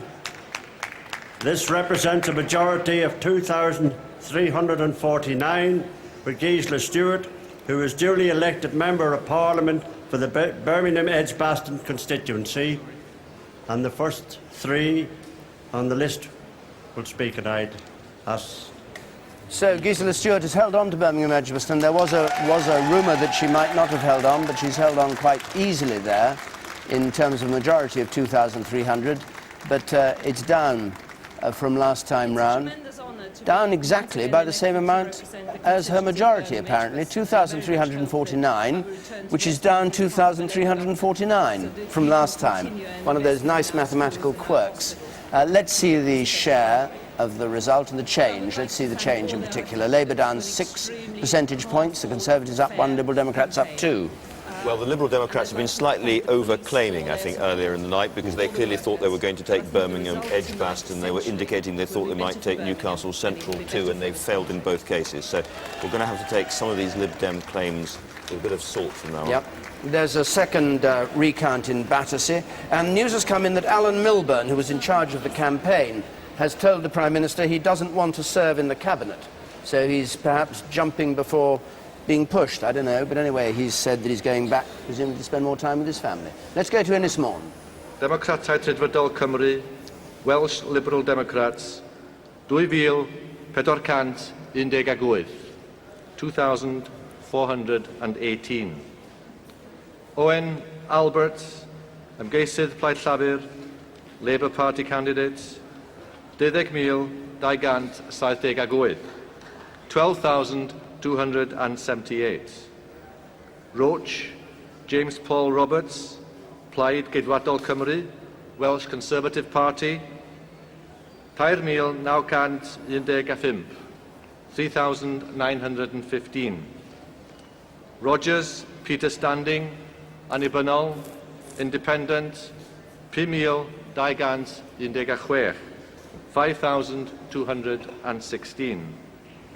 Wyn, Eirig, Plaid Cymru, the Party of Wales, 11,036, 11,036. Rwy felly yn datganu bod Albert Owen wedi ei ethol yn briodol i wasanaethau fel aelod prosethol Ynys Môn. I declare that Albert Owen is duly elected to serve as Member of Parliament for Ynys Môn constituency. Thank you. Ynys Môn, or Anglesey, was top Plaid Cymru target, challenging Labour, but Labour have held on to it. Gai diolch i Mr Edwards a'r tîm I gyd sydd wedi trefnu'r holl etholiad. We'll have a look at the figures perhaps in just a moment. For Ynys Môn. I thought you wanted to listen to the speech. Or maybe we won't. What? I thought you wanted to listen to the speech. Well, no, I would listen to the speech. Rather like your Gaelic, my Welsh isn't quite up to what it should be. Ooh, quite cutting. Well, I have Welsh blood as much as you have Gaelic blood. And we go over to Jeremy, because I think he's got Jack Straw with him. Jeremy. I'm certainly hoping we're joined by Jack Straw. Jack Straw, can you hear us all right? Doesn't look as if you can. Can you hear me all right, Jack Straw? Put your earpiece in. Can you hear me now, Jack Straw? Yeah, excellent. Thanks I for... can hear you now. Sorry, I had no idea that I was on. Thank you very much. That's all right. None of us have got much idea what's going on. So what did you make of your result? I'm really pleased about the result. Well, of course you're pleased, but how do you interpret it? How do I interpret it? I interpret it as a considerable vote of confidence in me. There was a fantastic focus here by... I'm sorry, there's a big echo taking place. I can barely hear myself I'm speak. sorry, it's an absolute nightmare trying to speak when you're hearing yourself back again. Let's see if we can just sort it out while we talk to you now. Yes, okay. A personal vote for you, you say, but how much did your support for the war count against you there? Well, that became part of the issue, not especially within some of the Asian communities, but also amongst part of the white community as well. And as you may know, aside from the candidates, there was this egregious organisation called MPAC, Muslim Public Affairs Committee UK, which piled people in from London and elsewhere to put round the most pernicious literature, telling Muslims to do anything but not to vote for me. So it unquestionably was an issue, and this is not a point I make against other candidates and their workers, but these people who were technically not supporting any other candidate went in for pretty unpleasant intimidation of party workers and all the rest of it. So it was an unpleasant campaign in that sense. I say not so far as the other parties were concerned, but these organisations. A lot of pressure put on many of the Asian members of the Labour Party. And I'm absolutely delighted and overwhelmed, therefore, by the extent of the support which I received from Asian people as well as white people in the Labour Party, but above all from all sections of the community. But had you been makes a point. Yes. That had you been unencumbered by the position you and Tony Blair had taken on the war, you would have polled better, would you? Well, I think that any government facing a third-term election was bound to find that much more difficult than the first or second term. I don't think there's any doubt that certainly here Iraq played a part in the reduction in votes which happened I'm just here. going to interrupt you there because we're seeing 8,000. pictures now of Tony Blair arriving at his count, I believe, or travelling towards his count in his official car. But sorry, do keep talking to us about the effect of the war upon your vote. Well, I think it may have had some effect. I think that was balanced by the fact that I'm pretty well known in Blackburn. People know that I work very hard in the area. And the view that most people took was that they may have disagreed with the war, but they balanced up, first of all, the fact that Conservatives would have taken us to war in any event, and then looked at all the benefits which a Labour government has produced. But just going back to your point, I'm sorry, a moment ago... I'm just going to have to interrupt you there, David. Not clear what to read into the Prime Minister's face. He and Cherie going towards the count there. He was looking a bit, how can I put it, putting a determined look on his face. And Cherie looking, again, determinedly cheerful as they go into the count, wouldn't you say? That is not what the Prime Minister looks like when he's genuinely cheerful, I would say. That's a rictus rather than a genuine grin. Because the last 3 days of the campaign, there's been a genuine grin on his face, hasn't there? He really thought, tails were up, they thought they were going to have a really good night, a better night than they're having so far. Especially when they were talking about their private life to the Sun. Yes, that was rather extraordinary. I think Weird. we'll draw a veil over that. What, 5 times a night Prime Minister? Yes. It's just worth reminding ourselves that Labour really did rather well to hold on to Birmingham Edgbaston. That was a kind of iconic seat which Labour took for its first gain in 1997. It had been a Tory seat since 1922, and the swing in Birmingham Edgbaston was only 3%, not nearly enough to deprive Labour of its overall majority. If Labour does better in the West Midlands than it appears to be doing in the London area, it may hang on, and more than hang on, be returned with a decent-sized majority. I must say I wouldn't like to be our psephologists number crunching up there in the gallery on these results, because they're moving towards a point when they have to produce a forecast, and yet the results we're getting are so varied all over the country. I don't think you can do a sensible forecast at the moment. I really don't, because they're going all over the place. I mean, well, John Curtis won't give us a forecast until it's sensible. Absolutely so right. Quite a sound man, I would say. Yes, the variety is quite astonishing. You know, statisticians used to produce those diagrams that showed practically every seat in the country around a very high-peaked pyramid. And what we're getting now is a much more vague. I can see absolutely nothing on my screen, but I'm told that's Charles Kennedy. It looks to me like sort of ghost. Dark night in very dark night in Moscow and Loch Harbour. But I'm told that, well, I can't see it. If you can see it, it's a miracle. To me, it's just shadows on the screen. On all our monitors, it looks the same. Anyway, it's apparently with his wife and the new baby. Somebody was seen getting into a car, if you looked very closely. I always think the pictures of cars with their headlights on are quite weird on these occasions. And people keep on going to places. They never seem to turn up. How do you know who's in the car anyway? Because I saw him get in the car. I may be unique, but I think I did. There's a recount in Rochdale, I'm told. There are quite a lot of recounts tonight. But again, notice that's a Labour-Lib Dem contest. And a recount there suggests that the Liberal Democrats are doing very well against Labour. Let's go to East Dunbartonshire for a declaration. Joe Swinson, Scottish Liberal Democrats, 19,533 votes.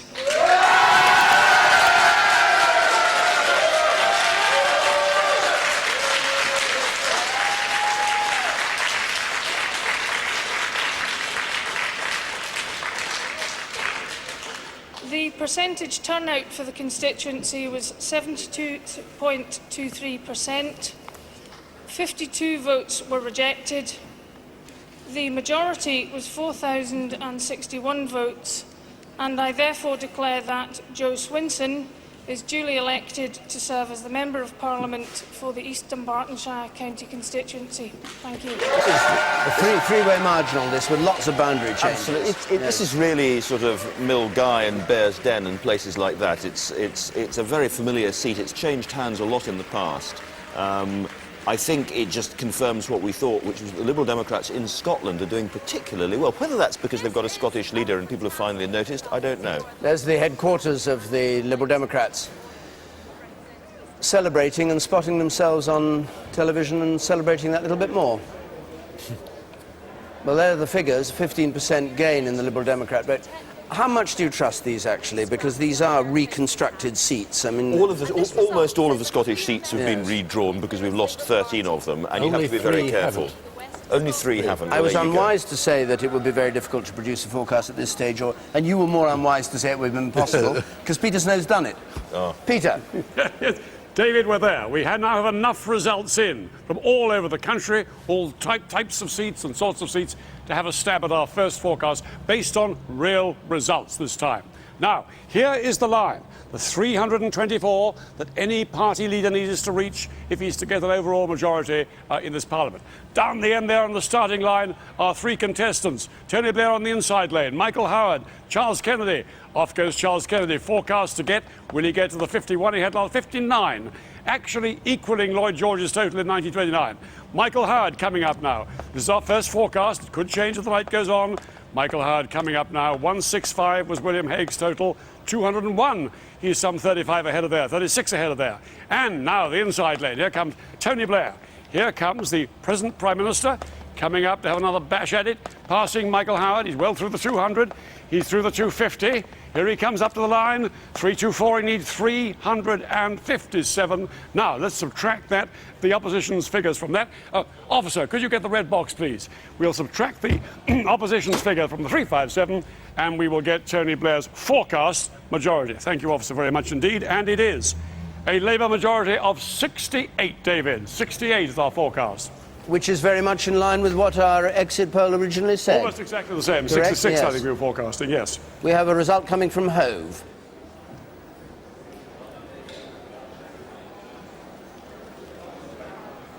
Well, we have one from Birmingham Northfield instead. 278. Gillian Christian Chant, UKIP, 641. Vicky Ford, Conservative, 8,965. Louise Howardley, Socialist Alternative, 120. Richard Thomas Boycott Rogers, Common Good, 428. Francis Sweeney, Workers' Revolutionary Party, 34.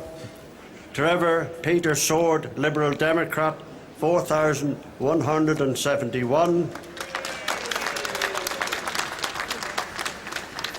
This represents a majority of 6,454 for Richard Burden, who is duly elected Member for Parliament for the Birmingham Northfield constituency.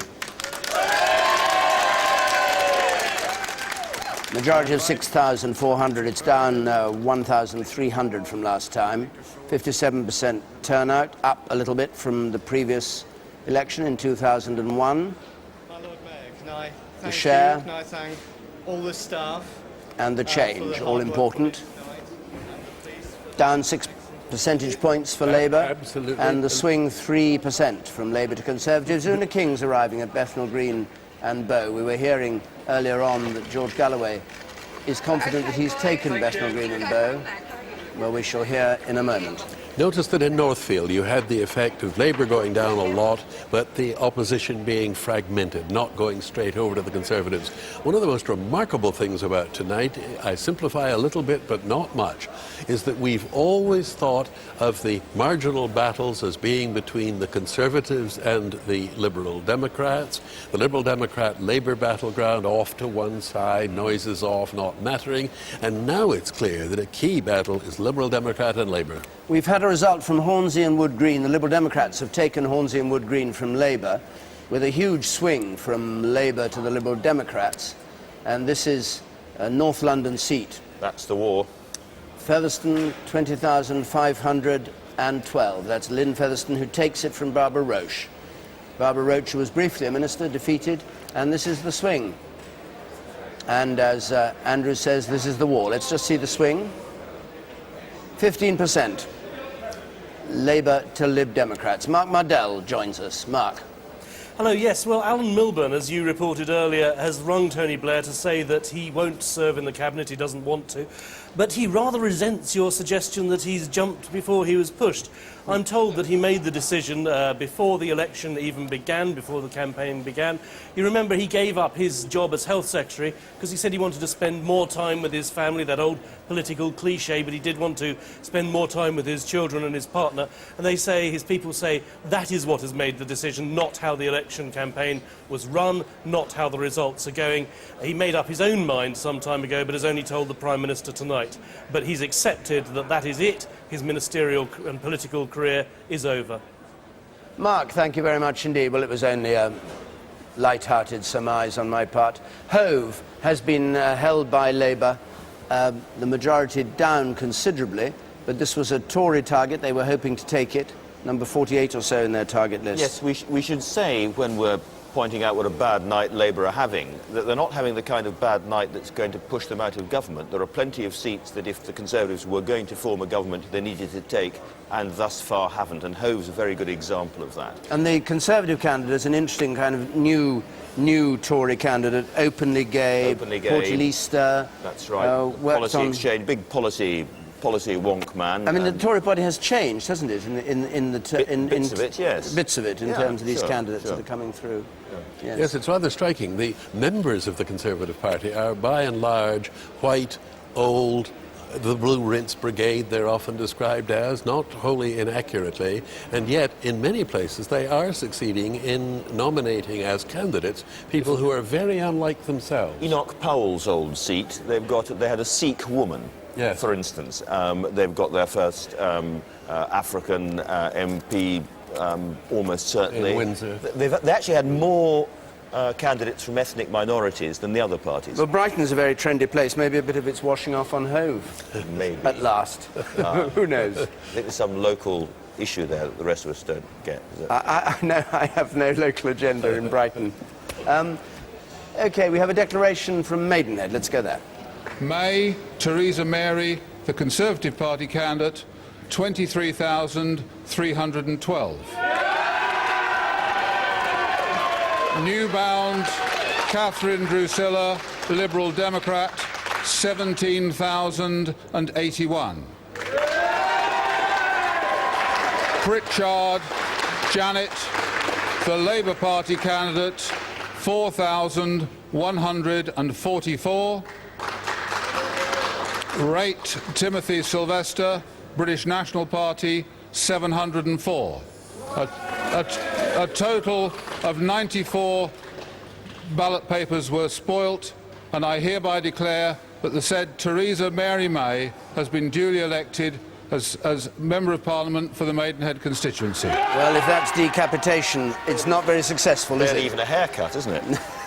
One of the things that's very striking about all this is that clearly the Lib Dems thought they were targeting Conservative seats and Conservative politicians. It was a decapitation of Tories. In fact, it turns out they're doing much better against the Labour Party, against all expectations. Theresa May's majority is up nearly 3,000 to 6,231. Big increase in her majority. The Liberal Democrat down a smidgen as a percentage, Labour down 6%. That's Janet Pritchard, and here's the change. So she's done well. And the swing from Labour to Conservative, 6%. Let's just hear from Theresa May. Tony Blair and his government. It's been a victory for a Conservative Party here that has campaigned positively on improvements here in Maidenhead. And I can say that as the Member of Parliament for Maidenhead, I am going to be going out there now and continuing campaigns to bring a new hospital here to Maidenhead, to ensure that we stop the overdevelopment that is ruining and destroying the character of our towns and villages, to put more police on our streets. All right, well, let's leave Theresa May and go to Jeremy, who's got some more people who've heard their results with him, Indeed, we've got Robin Cook joining us now. Congratulations, Mr. Cook. How do you interpret what's happening tonight? Well, I'm very pleased that we're to have a third Labour government. We've never had 3 in a row before, and that does demonstrate that the public appreciate the progress we've made on jobs and public services and support for families. But we also have to recognise that the vote that we received has gone down, and the number of seats may in turn have gone down by the time they're all counted. Therefore, I think it would be inappropriate for any triumphalism here. We've got to listen soberly and seriously to what the public are saying to us. Jack Straw was saying that there was no doubt in his mind that the position he and Tony Blair had taken on the war counted against him. How much did you find that it counted against you, given you were a very public opponent of the war? There were a number of people in my constituency who said that they couldn't vote for me because they were opposed to the war. And my answer to that was, well, it's very hard to see what more I could do to demonstrate that I adequately represented their opposition to the war. But my vote at the end of the day was solid. Indeed, my majority has gone up by 3,000.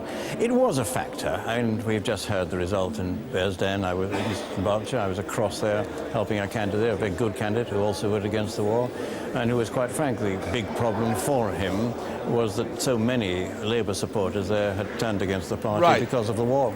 OK, let's go to the result at Keighley now. OK.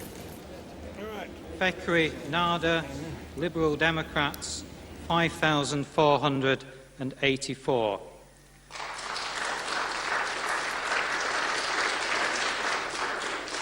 Griffin, Nicholas John, British National Party, 4,240.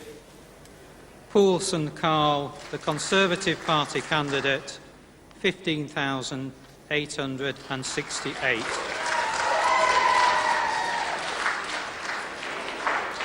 I do declare that the said Constance Ann Cryer is duly elected to serve as member